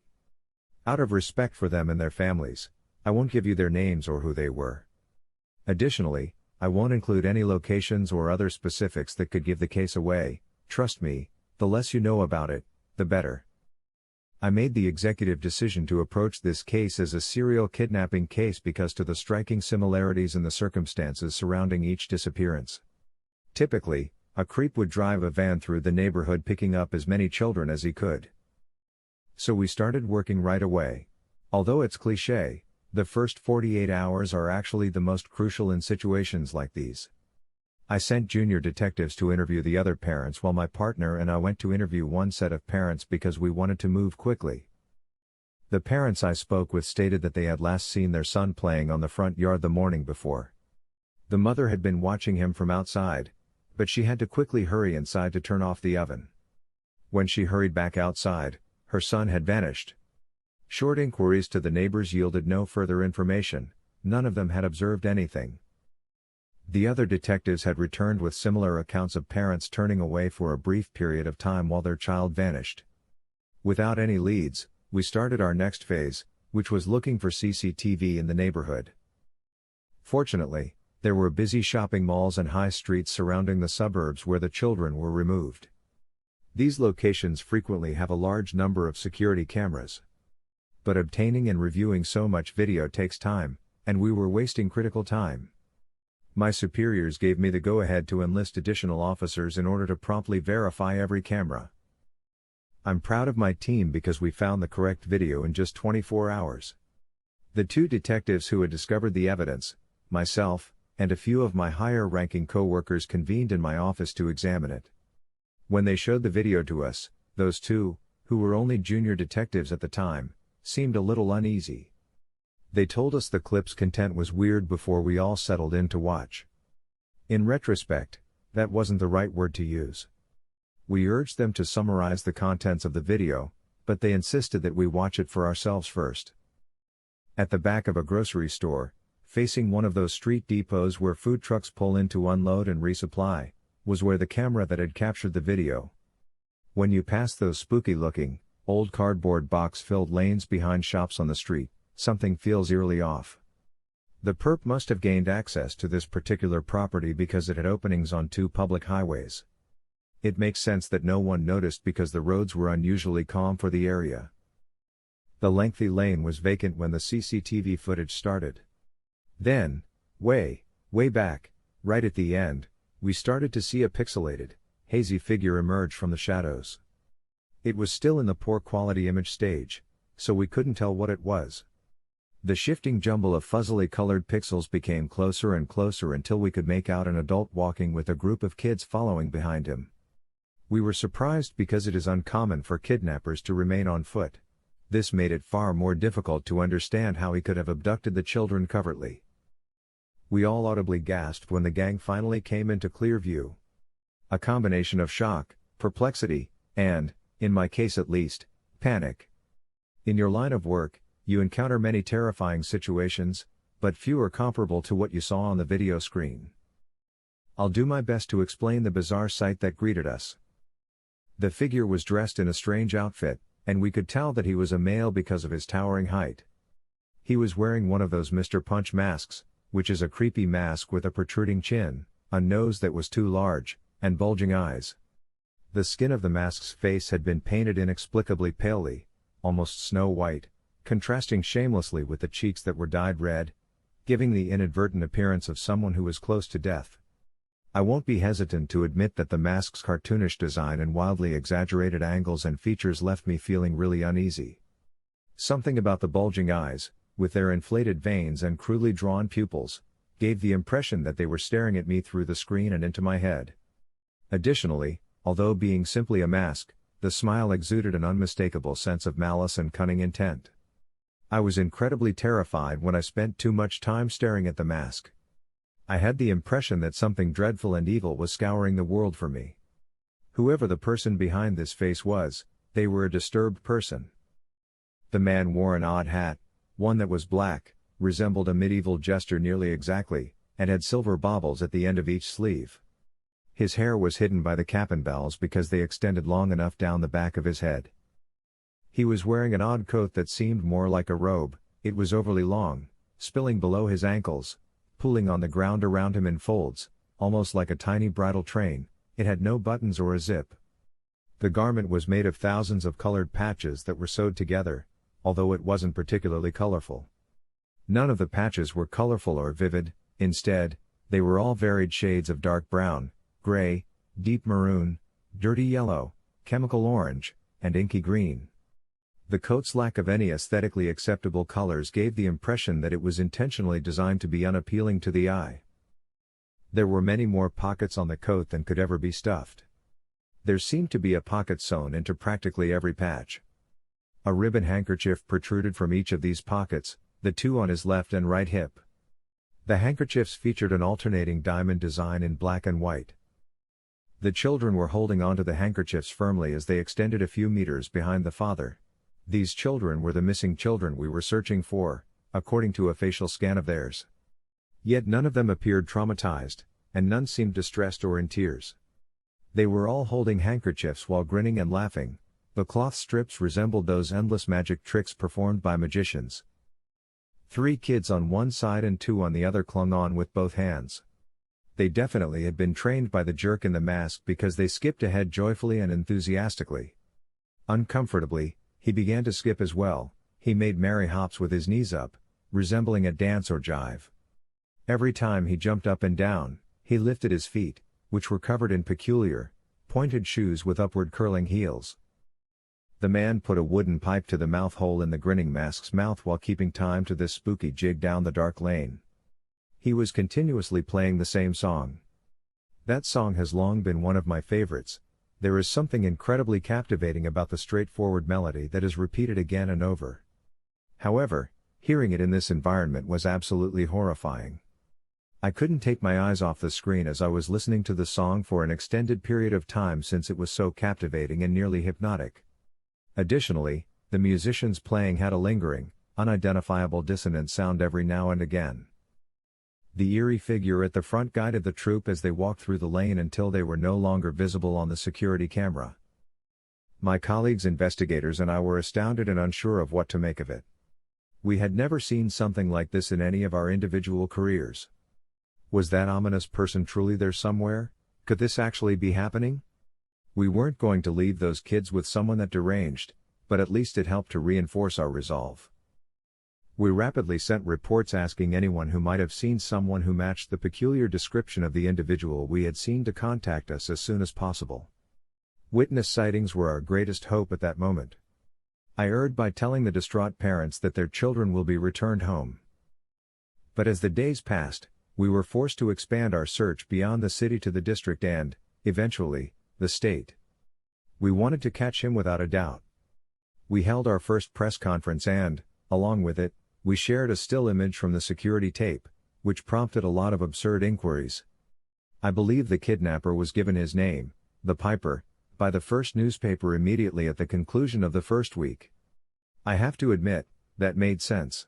His peculiar attire, musical prop, and, most importantly, the way those young people were just gleefully skipping around next to him, almost in a trance, all called to mind the well-known Pied Piper tale. The term stuck, and soon the public and all of the press were referring to him by that name. The public love criminals with a nickname. I will admit that we started referring to him as the Piper in the station. Unfortunately, there were no reports of sightings. Nobody had seen the unusual form. When we received the call, we had just started to give up hope. A man from a nearby town had seen a man late one night in the alleyway behind his apartment building wearing clothing similar to that of the Piper, with the children standing behind him. We went over there and spoke with the man, but he was only able to describe what he had seen because it was late, he was exhausted, and he was certain that his eyes were deceiving him. The building fortunately has a surveillance camera facing the lane. We were granted access to the reels of tape from the previous few days, and we combed through them to find the time frame where the man claimed to have seen the Piper. Only my partner Ken and I saw this video in the security room of the residential complex. The camera faced down the long, dark lane at an angle identical to the first footage. This was a much seedier area, with shattered glass and garbage all over the cobblestones. Then Green Sleeves, that same eerie tune, started to play. At first, it seemed to be coming from a distance in the shadows, but it progressively drew closer, and the closer it got, the more I started to tremble. The same scene that appeared in the first video clip reappeared again. The environment was mostly unchanged. The Piper continued to don the same unsettling mask, odd hat, and coat. Once more, he moved forward slowly and rhythmically while dancing all night. He continued to play while holding that wooden pipe to his lips. The 5 needy kids were still on either side of him and behind him. They continued to tightly grasp the lengthy, black and white handkerchiefs with both hands, nevertheless. But now their cheeks were emaciated and tear-stained, in contrast to previously when they had grinned and skipped along with their tormentor. They appeared much thinner than they had previously, dreadfully skinny. These kids looked as though they hadn't eaten in a week, and they had been traveling across the country on foot for the majority of that time. They were no longer having fun, instead, they were stumbling and falling, as if the Piper and his handkerchiefs were dragging them along. Still, they held onto the fabric and wouldn't let go. God, why didn't they let go when it was obvious that they were in excruciating pain and exhausted to the max? The Piper took one hand away from his pipe as Ken and I watched in shocked silence, yet he continued to play, skillfully using only 5 fingers on his instrument. His other hand reached into one of his coat's several pockets. We could see something pink and gray moving in his hand as he extended it. I strained my eyes to see the computer screen where we were seeing the video and had the horrible realization that he was holding a rat. The rat was big and strong, and it appeared well fed. The mangy fur, though, suggested some sort of illness. As the mouse twisted and clawed in the air, gnashing its sharp teeth, the piper picked it up by the tail. It had an aggressive, even ferocious aspect. Suddenly, he threw it behind himself and the children. It scampered into the shadows after falling to the ground on all fours. After pulling out a second rat from a different pocket, he repeated the chilling process he had used on the first one. I could just about make out how his coat's fabric was wiggling as I got closer. How many was he carrying? More rodents were following the parade, lagging slightly behind and remaining just in the shadows, as my brain had just registered. They moved in small groups of 3 or 4, tenaciously following behind as they leapt and crawled over the debris and impediments in their path. The sinister image of the piper and the helpless children eventually vanished from view, but the exodus of rats persisted for at least 10 minutes. Occasionally, the little figures would dart along the lane, always following. The entire investigative team was incomprehensibly shocked. Whatever it was that we had to cope with in this situation, it was much, much worse than we had anticipated. We kept the development in the case totally discreet and didn't release it to the press or the general public. I had a mixture of feelings, including confusion, helplessness, and fear. Fear for the children trapped inside that object and a deeper fear stemming from my growing realization that there are beings out there that human minds are unable or unwilling to comprehend. The trail now started to become chilly. Due to the size of the search area and the lack of new witness sightings, there wasn't much we could do. Car checks were unavailable because the piper was on foot. I've tried helicopter searches and monetary rewards. Nothing. Sniffer dogs were used, but nothing changed. I felt completely powerless to intervene on behalf of the missing children and solely accountable for any suffering they endured. The worst part was having to stand in front of the parents and admit that I was mistaken and that their children would not be returning home. Soon, a month had passed, and then 2. The case was practically over. My coworkers stopped contributing to it, and my supervisors handed us new tasks. However, I found it difficult to focus on any fresh examples because my mind kept replaying the video. Nightmarish images of the horrifying, spine-chilling mask consumed much of my sleep. Then, 3 months later, I was picking up some samples from a separate precinct's forensics lab while paying a visit there. I overheard one of their policemen discussing how stories of a big freak rat migration were flooding the cops upstate, and how in one town, residents were trapped in their homes as the streets were overrun with the rodents. Instantly, my mind started to race. Of course, that was a complete wild guess. However, the piper had been spotted traveling upstate, and such behavior from the animals was very inappropriate at that time of year, although such migrations do occur more frequently than you might expect in some agricultural towns only in the late summer. The only answer I could come up with was that, like the rats in that alley, they were drawn to something. At that moment, I would have done almost anything to find those children and provide some sort of resolution. I inquired about the place from the officers. I won't tell you its name, but it was a small rural settlement that was hidden away in the countryside and encircled by farms. I looked it up on my own and discovered that the town was a day's travel away. I kept this information from my superiors because I knew they wouldn't allow me to follow up on such a shaky lead. Ken was the only person I confided in because we both had the same level of investment. He consented to meet me there. The migrations had ended a month before we finally made it out. Even so, I was confident that we would find something. We learned from research and talking to the locals that the majority of the rats had been observed traveling toward an abandoned farm that was half a mile away. We arrived to the property and were immediately struck by the ominous atmosphere. I shuddered as I saw the large, dilapidated windmill looming ahead. When we arrived, the sun was starting to drop, and as soon as we got out of the car, the rats crowded around our feet. We also saw the rats right away. They emerged from hay bales and the surrounding vegetation, then vanished under our boot heels just as quickly. We initially traveled to the ancient farmhouse and searched every room for anything. The rats were considerably more numerous in this area, crowding the hallways and darting from rotting pantry shelves. Despite tearing the house apart and searching beneath mattresses and in cabinets, we came up empty-handed. We then climbed the slope to the large barn at the top. As we got closer, I had an uncontrollable want to look up. The barn must have been able to store more grain than was ever required. It had been a true agricultural leviathan when it had been in use. The roof had a sizable hole where the timbers had fallen, and the red and white paint was now peeling off. The heavy doors were flung wide, and Ken and I stepped inside.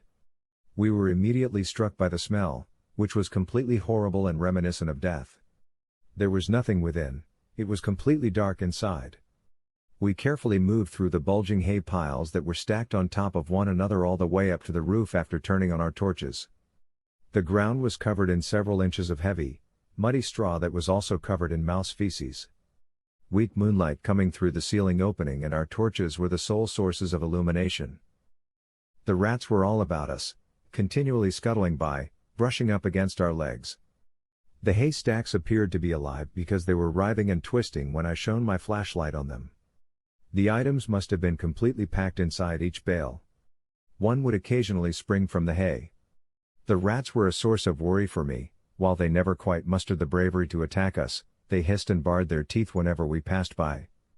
Thousands of yellow eyes could be seen looking from the shadows at the route ahead of us and chittering as I shone my torch far into the distance. It was among the most unsettling images I've ever had the unfortunate opportunity to witness. First to notice it was I. There is a faint sound coming from the barn's end.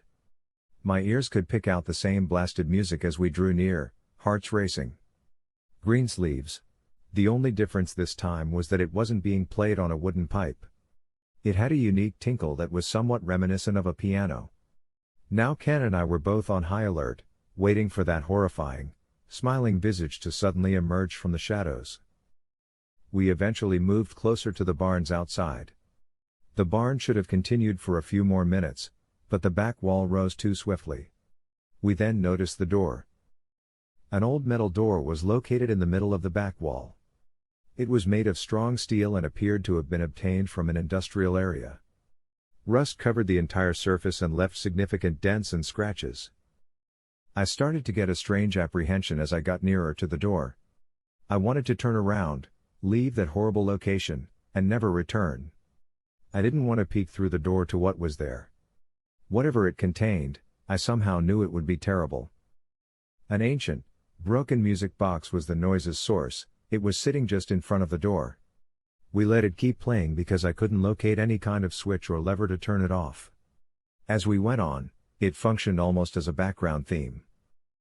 Strangely, the door wasn't locked. After considerable effort, the handle finally creaked open when we tugged it down. The fragrance reached us at once. Ken turned and puked on the floor. It was 1,000 times worse than when we had originally entered the barn. I had a gut feeling that we would find something in there. I'll try to be as courteous to the departed as possible while describing what was behind the door. I don't like to give gory details, especially in this type of situation, but I absolutely must in order to convey the agony. If my recounting of it seems uncaring, it's because I've been crying for so long that I've become numb to it. A faux rear wall had been constructed to hide the room that was located behind the door. Although modest, the space wasn't crowded. 5 seats were arranged around a table that was in the middle of the room. Like the rest of the barn, the room's walls, floor, and furnishings were covered in rat feces, but this time it was concentrated considerably more. All the way to each chair were heavy chains that were fastened to the walls. Each chair had 2 chains with a manacle at the end of each one, probably for the purpose of shackling the feet. There were stacks upon stacks of paper drawings, children's drawings of buildings, stick figures, pirate ships, and random scribbles, as well as a pot of crayons and colored pencils in the middle of the table. God alone knows how long that monster held those helpless children captive. Every illustration was covered in blood. The table, chairs, walls, and floor were all covered with blood. Long dried and crusty, it was. You have no idea how challenging it is for me to write this. Only fragments of bodies were discovered there, not a single entire body. A few gnawed torsos, limbs, and appendages scattered over the space. Every area of the body that we discovered was riddled with bite marks, sometimes almost down to the bare bones. Tiny little teeth created tiny little gouges. They had little chance because the piper had held the kids in there, drawn the waves of rats, and shackled them. And he had abandoned them for the rats to eat. I've struggled a bit to type this. I can't stop gagging, I swear. In the middle of the blood and feces on the floor, we discovered that goddamn fucking mask. It gave us a stern look from above. Grinning.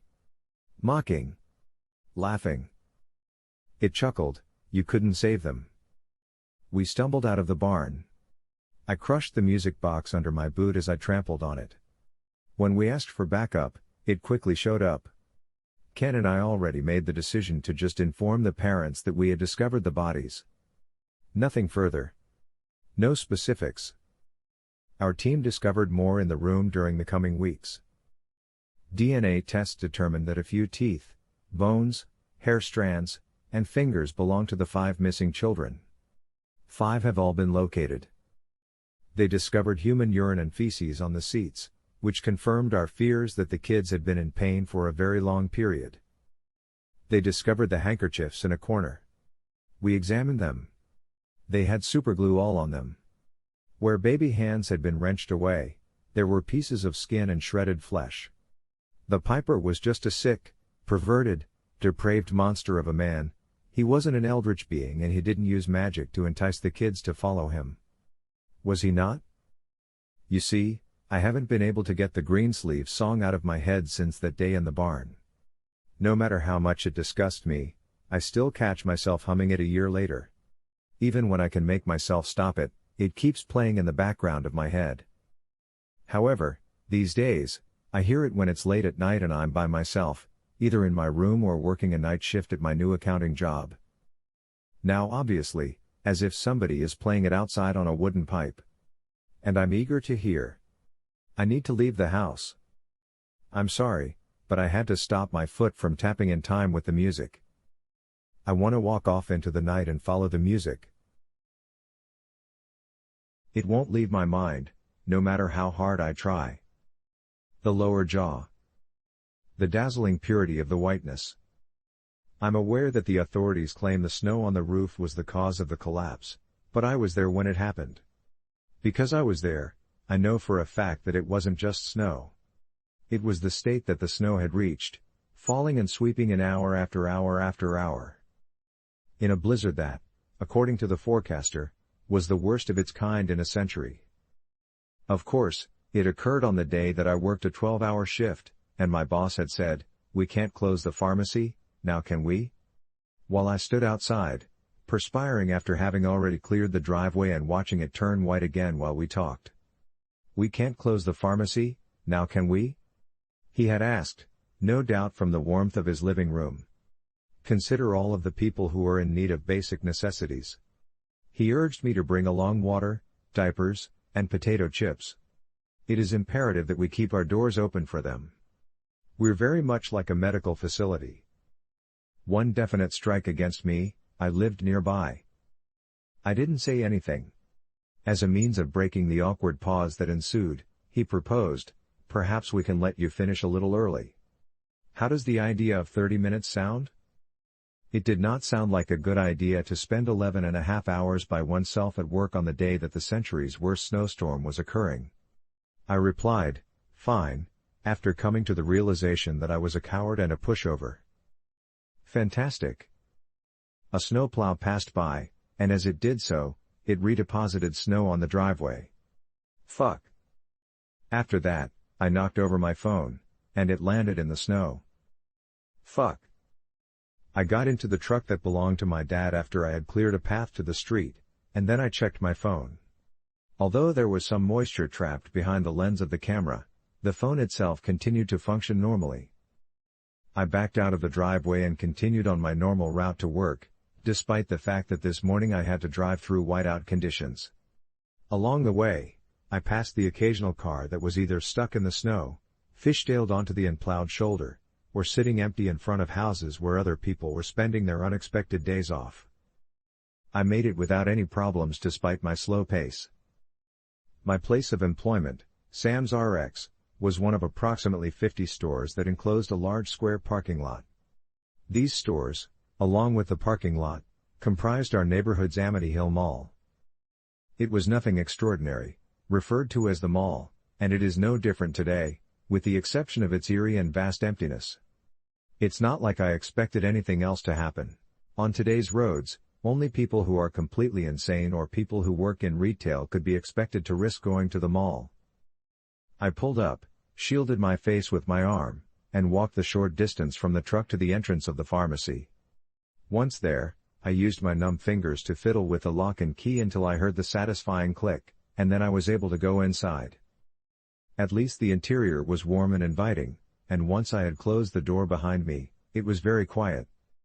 Even just being outside for a minute in the openness of the parking lot, where the wind had space to rush and howl, had filled me with a certain unease, a desire for shelter, and an imagined fear of being homeless, of being alone, and of being forced to brave the violent outdoors without the assistance of civilization. In spite of the fact that I didn't anticipate a large number of customers, I went through my standard opening procedures and then took a seat near the wall of windows that faced the parking lot. This morning, the space between the two sides of the mall square appeared wide and infinite, like an endless sea, whereas in the past I had been able to easily make out the grocery store that was directly across from Sam's RX. There were even times when I was able to make out the water tower that was located in the far distance behind it. Even the snow that was falling sideways appeared to be unnaturally still, as if it had stopped, each snowflake frozen in place as if by the snapping of the thread of time. If it weren't for the sensation of my own rising and falling breath and the muffled howl of the wind, I could have been fooled into believing that the snowfall had transformed into a milky, coastal fog. A car would drive by every once in a while, breaking the hypnotic monotony and flickering in and out of existence in the encircling blizzard. However, no people appeared, and for a brief moment I lost myself in a world without people and wondered, what am I going to do with the rest of my life? What exactly is the point of? That was the first time I had seen it. The wind must have shifted, and in its shifting, it had momentarily cleared away a view of the sky, a faint blue that was distinct from the pure white of the snow. Into this view, white, monstrous, and against it, did the beast rise, formed as if from the snow itself, emerging from the parking lot, and leaping into the air, a white, monstrous, and opposing presence. A shark. A shark that is entirely made of winter, with eyes the color of a horrifying sunset and teeth as clear as ice crystals. It dangled from above. Even as my mind raced through rational explanation after rational explanation, hallucination, pareidolia, mirage, boredom, and imagination, I knew this was no ghost, no conjuring of my mind, but objective truth, a monster of unlimited appetite that longed to feast on love and warmth and summer. And when it smashed through the roof and landed in the parking lot, the wind howled like a wolf. And every window in the pharmacy shattered, first forming a spiderweb of cracks and then exploding in a shower of glass and ice, and winter in all its bitter icy glory. I quickly made my way to the nearest wall for cover. After that came winter. I had a difficult time locating my phone. I had to call someone. In order to report the damage, no signal. And through the empty windows I saw the beast again, this time much closer and angled toward me, its glacial dorsal fin cutting diagonally across the parking lot, the churning of the blizzard, and I fumbled once more for my phone, now to capture the madness unfolding before me, the ceaseless din, the menace of the approaching shark, whose body, though still hidden beneath the surface of the parking lot, would in seconds must emerge, as head end. I maintained my position, keeping a firm grip on my phone. Recording. Despite the fact that my nerves were starting to fray and that the snow was hitting my face, I was able to stand on cold legs that were stable enough so that when the beast finally, mercifully, lifted its head, opened its massive jaws, and rose, I was able to escape. I hung around until the very last second before making my escape. Putting my hands behind my head, I saw it soar above Sam's RX, bigger than any creature I had ever seen before. In its most glorious descent, it smashed the pharmacy, and I found myself crawling and stumbling forward through the space where the entrance had once been. All around me, the blizzard raged, as thick as honey and as dense as hand-knit wool, itching my throat, my eyes, and my soul. However, I was unable to stop. I had no choice but to keep going because I was sure the beast was following me. It would be inaccurate to say that I walked through the unrelenting blizzard during that time. I forced myself to get through it. A world made of liquid with icy pinpricks all over it. A hideous snow globe without any distinguishing characteristics that a malevolent god had shaken and placed down, enclosing me inside of it along with it. Following, I didn't even have to look back to know, and as soon as it had feasted enough on the pharmacy, it would come for my own flesh. I didn't even have to look back. But it did not. Instead, I heard the creaking of steel and the collapsing of brick from a distance away, and when I glanced to my right, I saw with my eyes watering the destruction of another store, then another store, and another store in rapid succession. I was only able to catch brief glimpses of its formidable jaws. Opening. Encompassing the entire shopping center. Retailer by retailer. Leaving nothing standing as it prowled along the parking lot coast, it was intent on devouring every last trace of commerce, bringing its natural hunting grounds back to their original state of pristine cleanliness.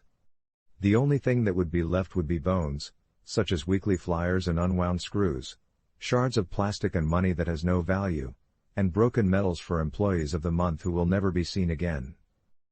I came to a complete stop, dropped my arms, and looked around. I didn't let go of my phone, but there was nothing more that could be captured on camera. A world of cosmic dust that smelled like laundry detergent and tasted like chemical purity was all around me as I stood there. The whiteness that surrounded me was complete and unadulterated. Directionless. Aimless. Where exactly am I located in the parking lot of the mall? Where in the world am I? We were the only ones in the room, and after it had completed its journey around the planet, it came back. You are snow, and you will eventually turn back into snow. You are like a horrible angel charging at me with its jaws wide open from a sky the color of the waters, the color of the asphalt, and the color of the very essence of existence, for you are snow. Because you are snow, you will eventually melt back into snow. The weight of it all, the avalanche. It devoured me. I swore to you that it devoured me, because you are the snow. And the snow will welcome you once more. What exactly is that? I believe it was a man's voice that I heard. I have the impression that I heard something. I was rendered helpless by it. Cold. Having been obliterated in the wake of. There, the voice said, and all of a sudden, the sky materialized. After that, arms were pushed beside my body. A mug shot of a police officer. I started hacking as I was drawn closer to it. As soon as I was able to move my arms again, I rubbed my eyes with my fingers. The haze was replaced by clarity. I've been looking for you all over. You okay? I made an effort to talk, but I just couldn't. Coughing. I was in the parking lot of the shopping center.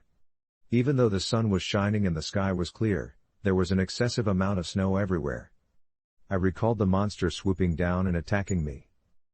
Although I was close to the grocery store, there was no grocery store nearby. Nothing but ruins and trash. Containers of cleaning supplies that were broken in some way. Mouthwash bottles were shattered to pieces. A sunshine-themed box made of yellow cardboard that is empty. The officer told the suspect, "It's a good thing we found you." What are your thoughts on the shark? My hollow chest still echoed with the sound of fear. And what about it now? I pointed to the destruction that was surrounding us on all sides. The shopping center in its entirety had been leveled. Not a single store remained open. The officer explained that this was the result of an excessive buildup of snow on the roof. That there's what you call the consequence of an accumulation of too much snow on the roof, he said. Buildings ain't built to withstand that much pressure, not here, and it should come as no surprise given that we haven't been dumped on like this in an eternity, said the man. I responded by stating that it was not snow that was on the roof. It was a monstrous thing. In the eye of the storm, indeed. And just like dominoes, as soon as the first fell, the others followed suit. He showed a grin.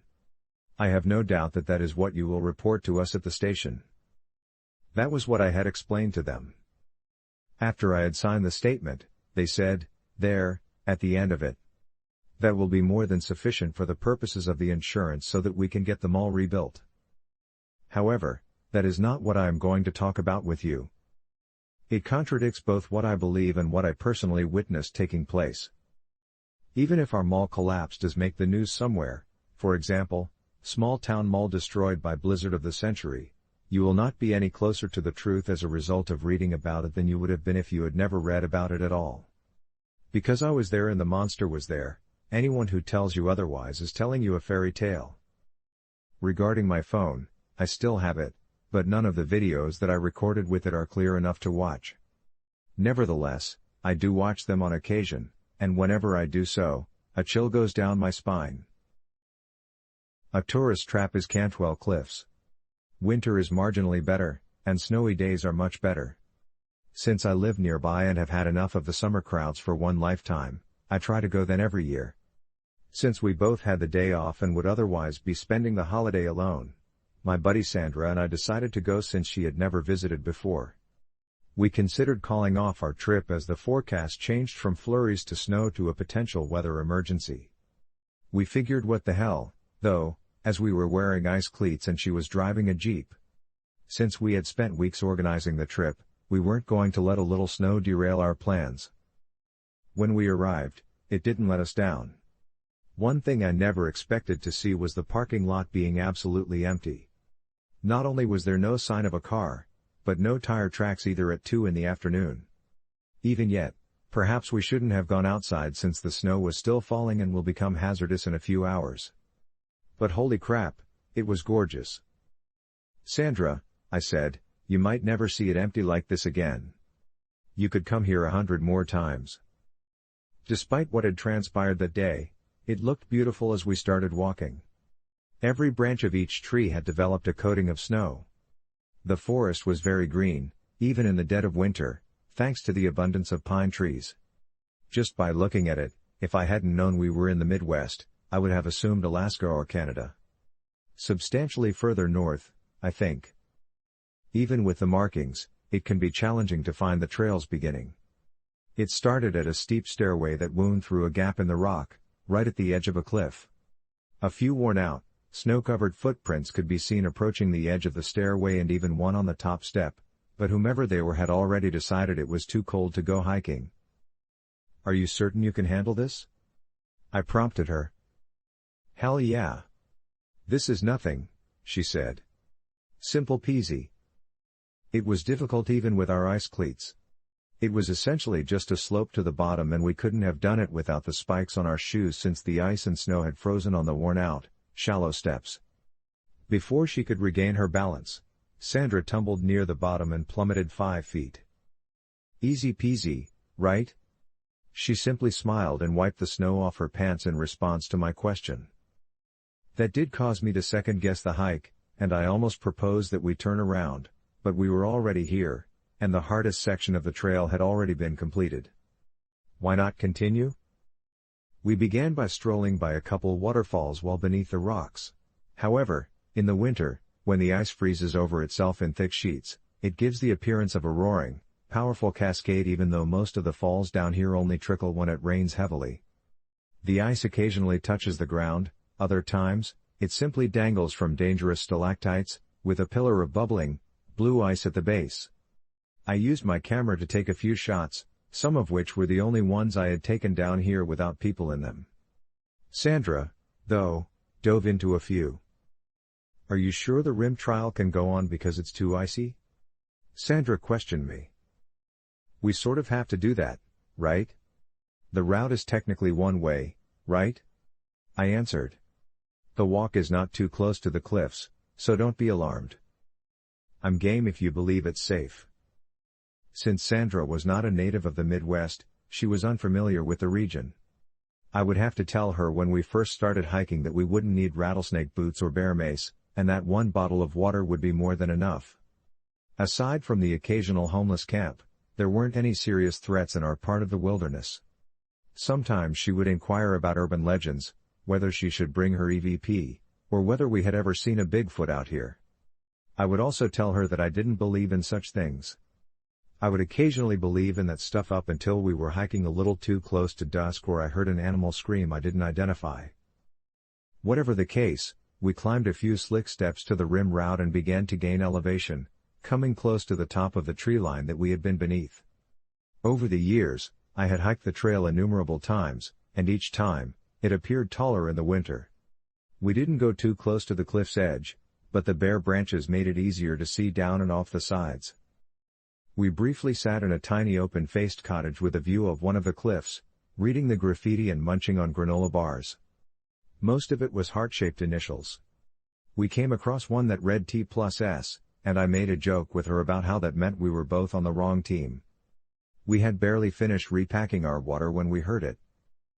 There was a very faint help coming from up ahead of us. Nearly convinced it was a figment of my imagination, I heard help. And then hello? Repeated louder. Returning from in front of us. Coming from the cliff's base. Wide-eyed, we moved toward one another and stopped a short distance from the edge. In the winter, you didn't want to approach too closely because it was difficult to distinguish between rock and snow that was ready to fall and take you with it. Hello? Sandra shouted. The reply to hello? Was please. I need help. I assured her, I got this. I grabbed a stick, crawled forward while lying on my stomach, and poked the snow in front of me to make sure there was still solid ground there. I eventually managed to look over the ledge. When I saw the man at the base of the cliff, I quickly and harshly realized that he was not doing well. He was sprawled out on the ground with his arms and legs twisted. I couldn't see any blood, but it didn't really matter. He was dressed in a light green coat and soiled, torn-looking jeans. I screamed, "Don't worry, we'll go get aid," after gasping when I saw him. "Wait, please. Don't leave me alone," he pleaded. I turned to look at Sandra, and she responded, "I can leave." She was a runner, so she was undoubtedly in better shape than I was. In an emergency, she would return sooner. Although we couldn't leave him alone, I didn't want her to leave me there. On the way back, you might receive service. When you reach reception, your phone will ring off the hook with emails and other stuff. She bowed. If you don't get it driving out of here, maybe on the first hill, the judge said.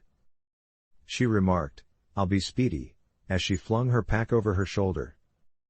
I said, go. She then left. Afraid not. I shouted, I'm still here.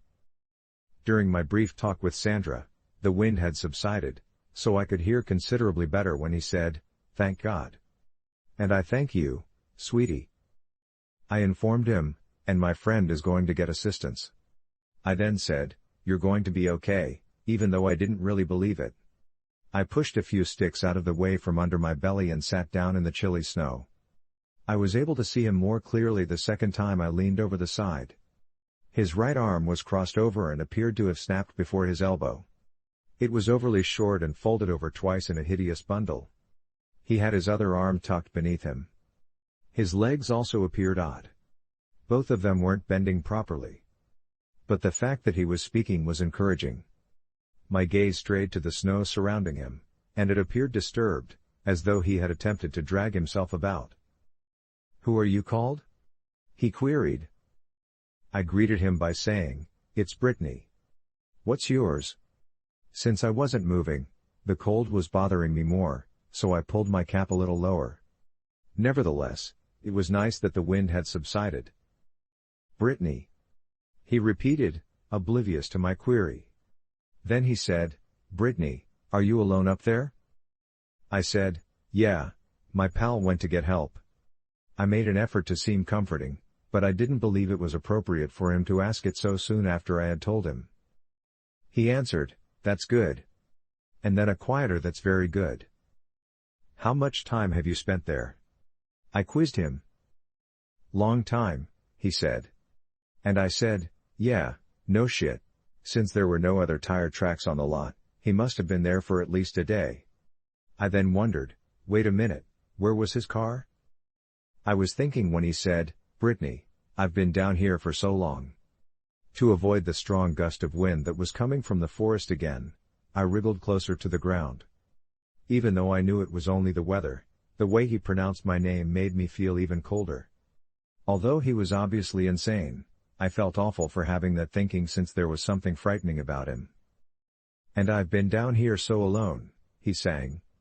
Another thing that bothered me was why we hadn't observed any footsteps walking down the stairs at the trailhead. I said, staring back over the edge, "Well, don't worry. You're no longer alone."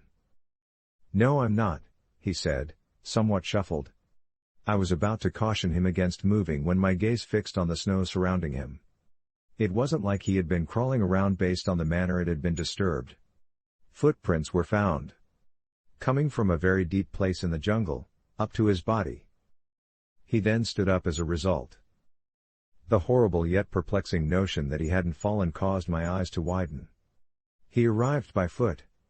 I briefly lay there while attempting to make sense of what had happened. He had to be attempting to divert my attention for some purpose. I recalled the tales you often hear about girls stopping you on the side of the road with a baby or a broken-down vehicle, only to divert your attention long enough for the rest of their group to emerge from the trees or to obstruct your path. I peered behind me, expecting to see someone closing in, but nobody was there. I turned around once more, prepared to get up and go, but what I saw stopped me in my tracks. He was on his feet. However, his legs were still facing backward and his knees were bending out from behind him. Then his arms spread out.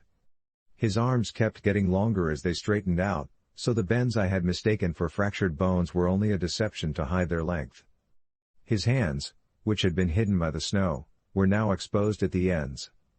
The fingers were extraordinarily lengthy, with what I assumed to be claw-like black tips at the end.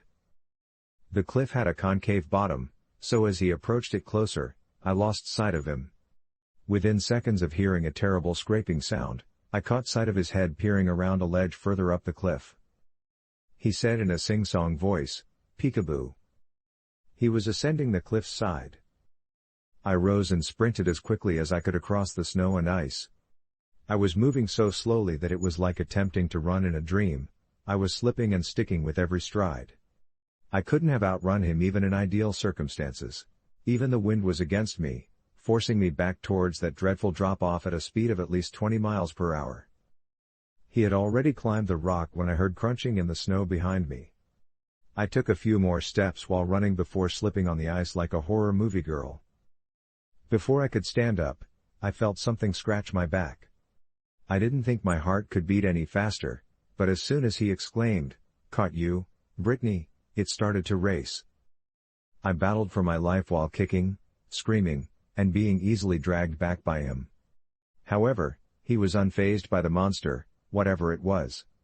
Every kick and punch I delivered to him only made his claws dig further into my sides, but I persisted. I tried to grab the cabin as he pulled me past it, and as we neared the cliff's edge, I sank my nails into the ice, but it was ineffective.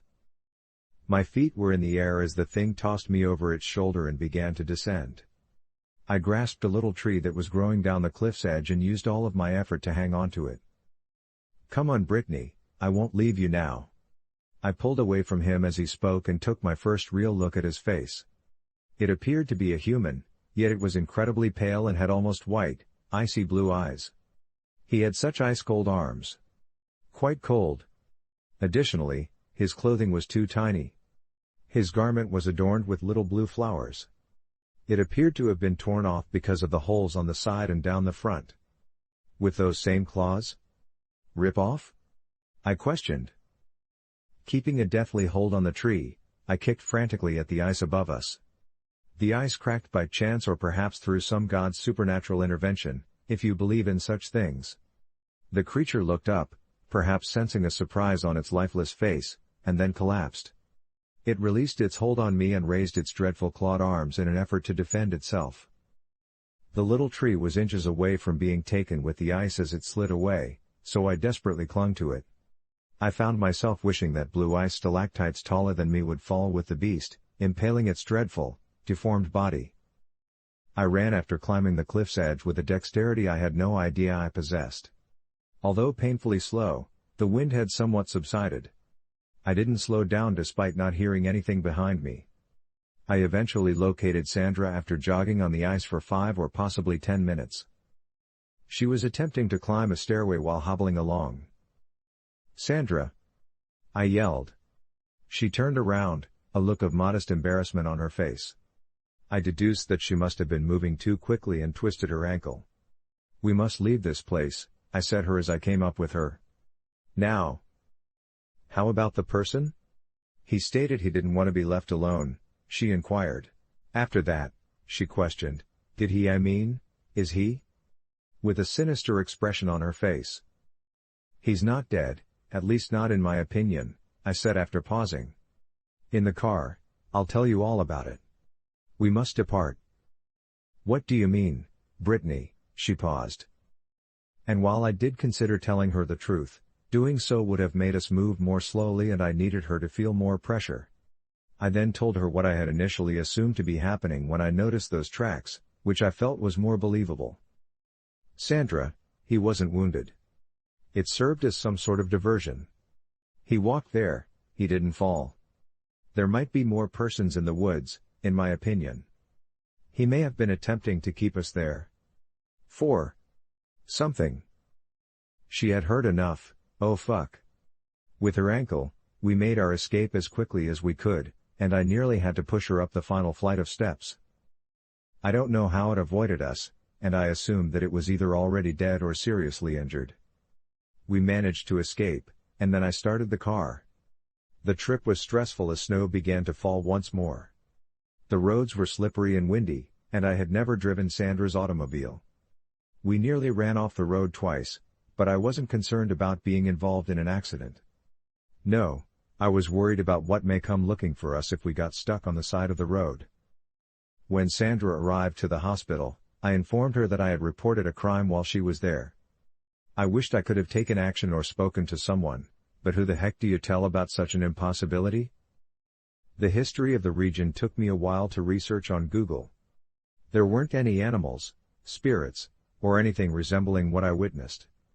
I looked at the prior fatalities there to see if someone who fit his description had fallen from the cliffs, but I couldn't discover anything. The scavengers might have relocated his body, but in the woods, you could never be sure. But what kind of ghost can scale a wall and grasp people, if that thing was a ghost? I intended to let it go and carry on with my life as usual, but I never intended to go trekking again. Later that week, however, I saw the news. A fatality occurred at Cantwell Cliffs. They had plummeted from one of the cliff's apex. And to make matters worse, they had left on the same day as us. I was reading the tale on my phone before going to bed, and when I saw the title, I turned on my lights and went to make sure my door was really secured. Just a few hours after we left, a girl was seen hiking in the snowstorm. She had a lot of hiking experience and has been mountain climbing and exploring in more riskier places than this. Her family couldn't understand why she would have fallen. I then focused on her wounds. Her legs had both snapped backwards, and her right arm was fractured in several places. Yes, I am aware that it might have been a coincidence. It worsens, though. None of her family members could recall her possessing the green coat she was donning. Since it featured blue flowers embroidered onto it, they described it as being distinctive despite the lack of a photograph. She suffered severe injuries, including puncture wounds to her side, and the autopsy was first made public in case foul play was implicated. Instead, the coroner determined that she must have fallen, and that hypothermia was the real cause of death. The article's conclusion featured her brother lamenting how awful it was. Before giving in to the cold, she must have been down there for several hours. I simply can't stop thinking about her being out there, all alone for so long, he had added. But he's mistaken. I doubt she was by herself. As she lay dying in the snow, I believe the dreadful beast was by her side. I clearly recall him telling me, "I won't drop you," in his voice. I started to wonder if she had fallen or if he had carried her off the edge and then hurt himself. A short while afterwards, the article was removed. Her family no longer wanted the grisly autopsy report to be made public once it was found that there was no foul play. Such local news can be difficult to locate, and if I hadn't seen it that week, I might not have seen it at all. I began to worry how many further fatalities had occurred there but weren't documented online. I questioned how many other people had the same wounds. I finally came up with a hypothesis. Just after Sandra and I left, the thing was feeling well enough to kidnap another person. We were moving so slowly that it should have been able to catch up with us. There are also no stories about it, no reports of sightings, and nothing else. There should be something if it dwells there, haunts there, or whatsoever it exists. Maybe it only uses the trail when there aren't many people around and there are lone hikers there, I wonder? Maybe it only hunts prey that is by themselves. Alone, as it insisted repeatedly that it didn't want to be. And I suppose that day, when it shared the company of a dying girl for a few hours, it wasn't alone. And she wasn't either.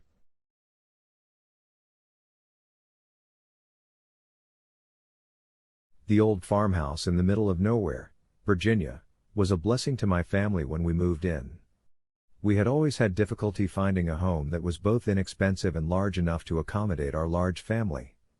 There would frequently be 3 of us in a room. When my mother signed the contract, she sobbed. For the first time in my life, I would have my own room in a house that needed a lot of work. It was easy to overlook the deteriorating laminate floor in the kitchen or the obstinate uncleanable stains in the bathtub. We had the entire antique decrepit farmhouse to ourselves, surrounded by nothing but grass. The rest of my family and I were overjoyed, and I'd never seen my parents so overjoyed before. Until we spotted the old camcorder, we didn't suspect anything was amiss in the house. My sister Kathy and I were attempting to declutter the dusty attic by moving boxes up there. A camcorder sat in the middle of a little table covered in a sheet. As a result, we saw the videotape. Afterwards, we re-watched the film.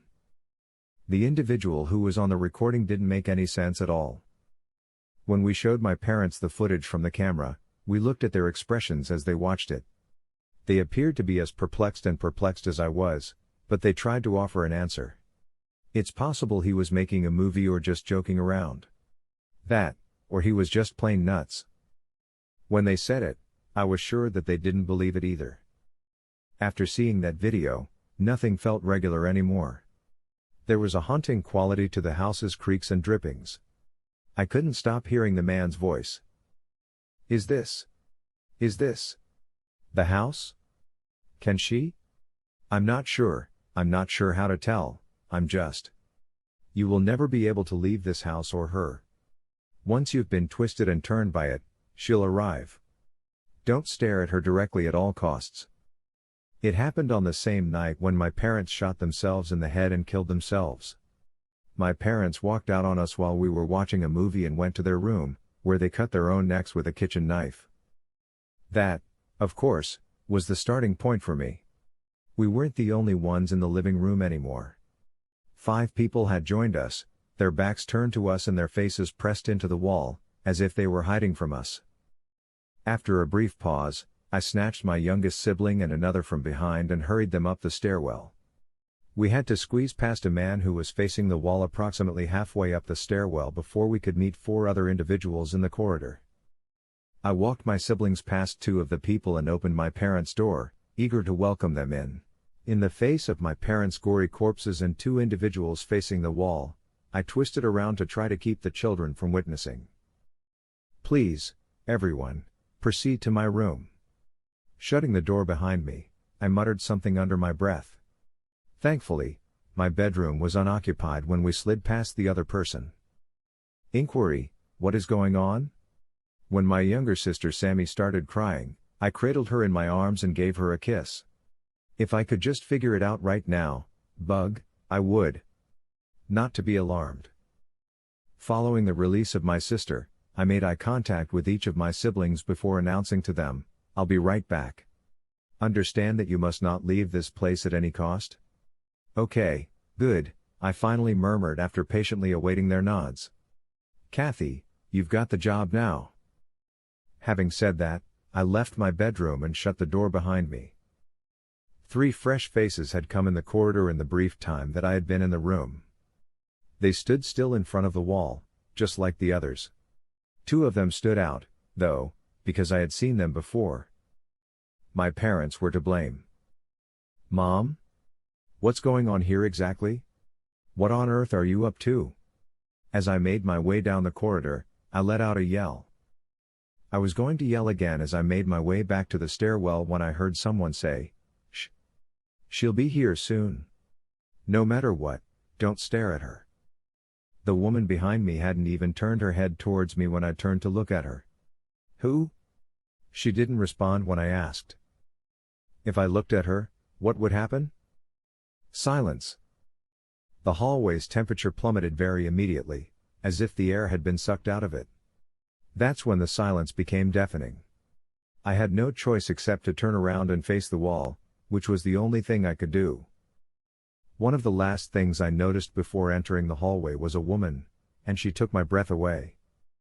She was stunning, with long red locks falling from her shoulders and a peculiar radiance emanating from her. I couldn't hear her footsteps at all, like if she were floating. She veered to the right and headed straight for my parents' house. In spite of the fact that there was no sound, I watched her kiss my mother and then my father. My parents have vanished. Although I desperately wanted to scream and demand to know where they had gone, I couldn't bring myself to do so. Just as the tears started to gather, she floated towards me. As I buried my forehead on the wall, I closed my eyes and covered them with my palms. Just a split second later, I felt her looming over me. It made me flinch as she stroked her hand up one of my arms and down the other. When I heard her speak, I tightened my grip on the hands covering my eyes even more. Her voice was mellow, relaxing, and reassuring to the point where I felt as though a blanket had been draped over my entire body. "Are you sure you don't want to see me?" she inquired. "Yes, I do, with all of my heart." "No," I shook my head. "Don't worry. Turn around and take a look at me." Then she said, and I closed my eyes. "Your parents will return to you. I can do this. You only have to turn around and look at me." I'm not sure why I kept refusing to turn around and look at her when every fiber of my being wanted to do so. In fact, I didn't do it. "Will you turn around and face me now?" My entire body stiffened as she yelled right into my ear. It seemed like an eternity before I heard a peculiar sloshing noise downstairs, so I closed my eyes and waited. I cautiously opened my eyes and surveyed the hallway, which was now completely deserted. The sound of sloshing water remained, traveling from room to room on the ground floor. When I returned to my room, I was shocked to see my siblings cowering together in fear. In her haste to get into my arms, Kathy nearly dropped the youngest, who had somehow fallen asleep in her arms. Leaving the room, I shook their hands and hushed them. So close that I could feel their feet pressing against mine. A man with wild eyes was tilting a can of gasoline on the floor as we made our way down the stairs. I recognized him as the man in the video. They must be removed. They have no choice but to leave now. Her actions are out of control. As he made his way up the steps, he murmured something to himself. As if I hadn't noticed her, I should have. As the dad screamed and sobbed behind us, I hurried the kids out the front door and down the stairs and across the living room. My siblings and I sat in the grass and watched as our dream house burned to the ground from a safe distance. I missed him leaving the house since I wasn't there when he did. Even now, I have no idea what happened on that fateful day, and I have no explanation for the death of my parents. I have no idea why I'm even bothering to write about this right now. Close your eyes and avoid looking straight at her if you see them facing the wall in your home. Claiming to be a former forensic investigator who worked for a couple upstate New York precincts. To be clear, I have no personal connections to this person and have no idea why they chose to contact me in particular or thought that this website was their only remaining opportunity to share their experience. I'm only relaying what they said, and I'll let you draw your own conclusions. However, after doing my own study, I can state that their theories are tenable and that whoever is behind them honestly thinks they've found something horrible. This is the account I was given, as told from their perspective. In the counties of Delaware and Columbia and the state of New York, I worked as a forensic investigator.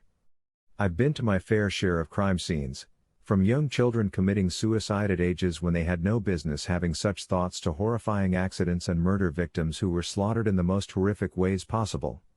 Even after the formal investigations were over, I felt driven to learn more about the backstories of 3 specific cases.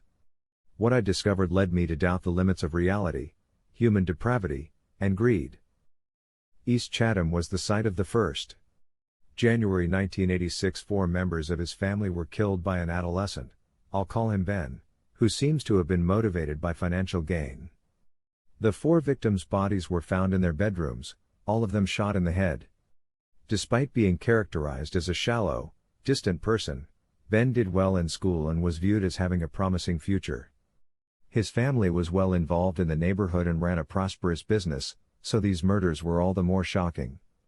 The teen readily confessed when questioned, but wasn't very forthcoming about certain crime scene details, such as the bodies being covered in an oily light green substance and having dozens of candles placed on top of coins scattered throughout the house and on the floor of the living room, most of which we were unable to photograph because they had been repeatedly trod over before we arrived. All 4 bodies had thin, bullet-shaped holes entering through the victim's forehead and exiting through the back, according to the coroner reports on their injuries. No casings or rounds were discovered, the exit wounds didn't resemble those caused by bullets, and a lab pipe burst accidentally ruined tests for gunpowder residue. Although it was stated in the official report that all 4 victims died from gunshot wounds, it was never confirmed. Detectives believed they had enough proof when Ben confessed, so they decided not to look any further and ignored these strange particulars. They found that Ben, who insisted he had no memory of that evening, had a psychotic breakdown, but I always believed he had a hidden agenda. Except for one semi-legible phrase, Judoc, all attempts to comprehend what was written on the living room floor were unsuccessful. Money oil, a natural treatment used in witchcraft that is said to bring wealthy fortune, was also identified as the light green slippery fluid applied to all 4 bodies. Despite widespread recognition that there was a lot more going on, everyone wanted to move on and lessen the attention this tragedy was bringing to East Chatham. In the end, I recognized the need to move past this troubling period in East Chatham's past and came to terms with the fact that I would never know anything beyond what was previously known. Let's fast forward to a few years later, when I was employed by the County of Delaware. The second incident took place in June 1989 and was another mass murder that brought to mind East Chatham. At their cabin outside of Stamford, a 23-year-old man named Sam murdered his family. 4 bodies were discovered in the attic of the residence, where lit candles were scattered over currency. The post-mortem report described the wounds as bullet-shaped openings that passed fully through the victim's body, which were initially mistaken for gunshots. These murder victims had multiple deep holes, in contrast to the East Chatham killings. The remains were arranged around a bizarre sign that appeared to be an erratically drawn, blocky uppercase B. The lower left corner of the B had a little reverse J sticking out of it, and the top left end had a jagged uppercase T. According to samples found, the burnt powder used to create the insignia was made up of many herbs and initially had a bright green tint. Whatever Sam was doing seems to have been interrupted, causing him to run away. A protracted standoff followed after he was cornered at an abandoned farm in a nearby county. Officers on the scene recalled Sam kept yelling he was so near, needed to complete the circle, and finish the process before being shot and killed after opening fire on police. One peculiar piece of evidence was a black envelope that Sam had pinned on the storefront of his family's business sometime after carrying out the killings. It was coated in green wax and had burnt paper fragments that, based on the few strands that could be saved, appeared to be some sort of letter or note. Although Sam appeared to have serious mental health problems, this casual justification for his heinous deeds ignored certain troubling details. It appears that Sam was financially and materially preoccupied to the extent that it affected him cognitively. According to friends of his, Sam often thought about the liquid worth of the estate he was due to inherit from his entire family and what he would do with all that money. My police chief responded with a well-known answer when I contested the findings of the investigation. He announced, "Sam is dead. There is no need to spend time or money on a case that has already been resolved." He refused to answer any more questions despite the fact that I had pointed out every similarity to the East Chatham killings, and eventually transferred me to a different division. The powdered material discovered in the attic was later identified as money powder, which shared many plant components with its oleaginous counterpart, money oil. I began my own covert investigation in an effort to link these incidents, despite disobeying regulations and breaking numerous departmental codes. They overlap too much for me to let this slide without investigating every possibility. Young males with monetary goals perpetrated both murders. They nearly identically slaughtered their families. At both crime scenes, candles on top of coins and items made of the same materials were discovered. My proof was at best circumstantial, despite the fact that I was certain Ben and Sam were attempting to carry out the same or a ritual that was similar to it. I needed a clear connection between them to give my idea the authority it needed to be taken seriously. A case from February 1988 in Groveland, New York, was brought to my attention about a year into my independent investigation. A man named Kyle killed his entire family, then set their home on fire and committed suicide. 5 bodies were found after the fire was put out, according to the police. Kyle killed his 3 children, his wife, and himself. They were all discovered dead in their beds. Even though all 5 victims were officially determined to have died from gunshot wounds, Kyle was the only one whose death was specifically attributed to a firearm. According to the court documents, his wife and children perished from wounds closely resembling gunshot wounds that totally penetrated through the victim's cerebral region. 2 facts in this case that connected to the killings in East Chatham and Stamford were reassuring to me. Investigators came to the conclusion that burning a burned-out black envelope caused the incident. This envelope looked just like the one Sam pinned to his family's shop, even though the note inside was too badly burned to be read. A tattoo of the same design as the one discovered at the Stamford scene was also on Kyle's back. It was a jagged B with a smaller uppercase T and a reverse J growing from its corners. I also learned that Kyle and his wife were experiencing marital issues as a result of a dire financial situation that had them on the verge of bankruptcy. The discovery of this case led to additional terrifying revelations. One looked at the gold wolf head charm on Kyle's wrist, which was attached to an owl rope bracelet. When he was discovered, Ben wore the exact same bracelet, which I neglected to mention earlier. Despite residing in Groveland at the time of his family's death, Kyle only recently made it his home after spending the majority of his life in Shohair County. In addition to operating a company in East Chatham from 1983 to 1985 where Ben occurred to spend 8 months at work, he also owned the abandoned farmhouse where Sam made his last stand on property that had previously belonged to Kyle's ancestors. I did more research on Kyle's past.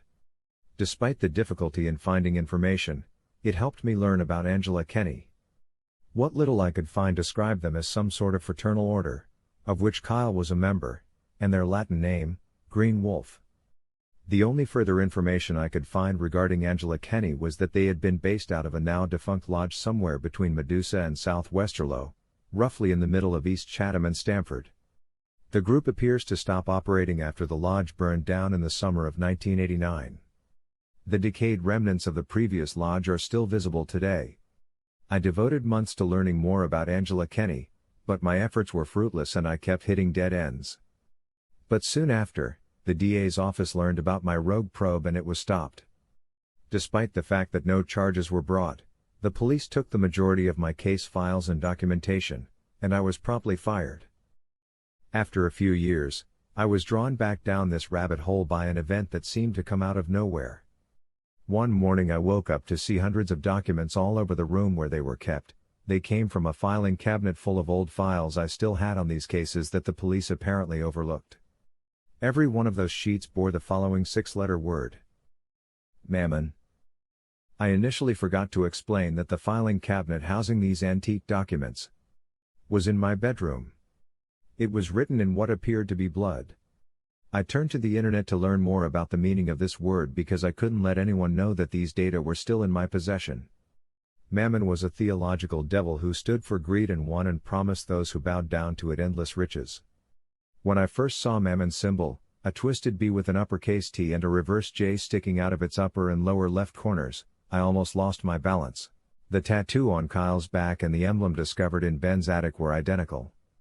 I decided to learn more about the various Mammon calling rites as a result of this. They were at a variety of levels of complexity, and many required the use of certain objects like candles, coins, owl string, herbal cures, such money oil and powder, and messages and petitions to Mammon that you burned or put in black envelopes. One superfluous aspect of Mammon's look that appeared in numerous pictorial representations of the creature particularly bothered me. Many depictions showed Mammon wielding a long, narrow spike that could be pulled back from its wrist and impaled onto the corpses of its victims. According to the tales I read, Mammon takes people's souls in this gruesome way and adds them to a collection it has gathered through the centuries. It reminded me of the bullet wounds that each and every one of the murder victims in those cases had, which every report quickly dismissed. What other circumstance could result in that opening? Were those wretched spirits genuinely at peace, or were they meeting a much worse end? The Fraternal Order Angela Kenny's name and the wolf head charms on the owl rope bracelets worn by Ben and Kyle indicated that Mammon also appeared frequently in the shape of a wolf. Furthermore, I don't believe the dates of the 3 killings were chosen at random. On December 13, the day of the feast of St. Judoc, Ben murdered his family. A young, affluent prince named Judoc, the name we found scribbled at the East Chatham crime scene, renounced his opulence to become a priest. He was described as a fierce enemy of Mammon because he opposed all the demon stood for and led a modest, solitary existence. Apparently, in occultism, writing names of your enemies or the enemies of your deity with blood is a sort of mocking and scorn that purports to placate and strengthen your idol. The Stamford killings took place on June 22, which coincides with the summer solstice, a season of development that is thought to be a good time to call upon particular spirits and the start of the season of Mammon. The murder-suicide of Kyle took place on February 28, 1988, a leap year. Leap years are thought to be a portal for spirits and other beings to enter our planet in the dark arts. It's important to note that a number of books I read about Mammon described his entering and leaving our world through these gateways in leap years. Now that I've given you my facts, let me tell you what I think actually occurred. The members of Angela Kenny were secretly followers of a Mammon-centered cult who desired wealth and success. If performed correctly and exactly, some rituals for conjuring this creature claim that offerings of flesh and blood produce larger rewards, depending on magnitude. I think it was believed that the immensity of giving up one's family would result in unending rewards from this entity. Ben and Sam were recruited by Kyle, who indoctrinated them with the Order's doctrines. My best opinion is that Ben didn't completely finish his ritual, which resulted to an unrecoverable mental collapse. When the cops arrived at the residence, it seemed as though Sam had been halted in the middle of his. The situation of Kyle was less apparent. He committed suicide as a result of being filled with grief, either for failing at his ritual or realizing what he was actually doing. Angela Kenny presumably chose to leave the region or go underground given how much attention the Stamford killings received, which may be why their lodge caught fire. When I sought a review of my conclusions and looked into whether Angela Kenny was still active, I as expected caused a stir. I should have anticipated it, but nobody who even gave me a chance dismissed my report, claiming that the evidence was too speculative, circumstantial, and, most offensively, ingenious. My former precincts, who claimed I was reliving settled matter that didn't need to be reviewed, threatened me with legal action for not turning over all the files and data I still possessed, and I finally gave up when they. After that, everything seemed to be back to normal, until something recent. While organizing some of my spouse's items for a room renovation, I came across a familiar-looking black package.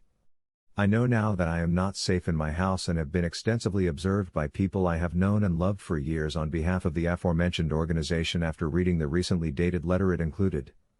I don't know who to believe or where I'm going, but I'm hoping that by sharing my experience, it may help anyone who is or thinks they might be in a similar circumstance.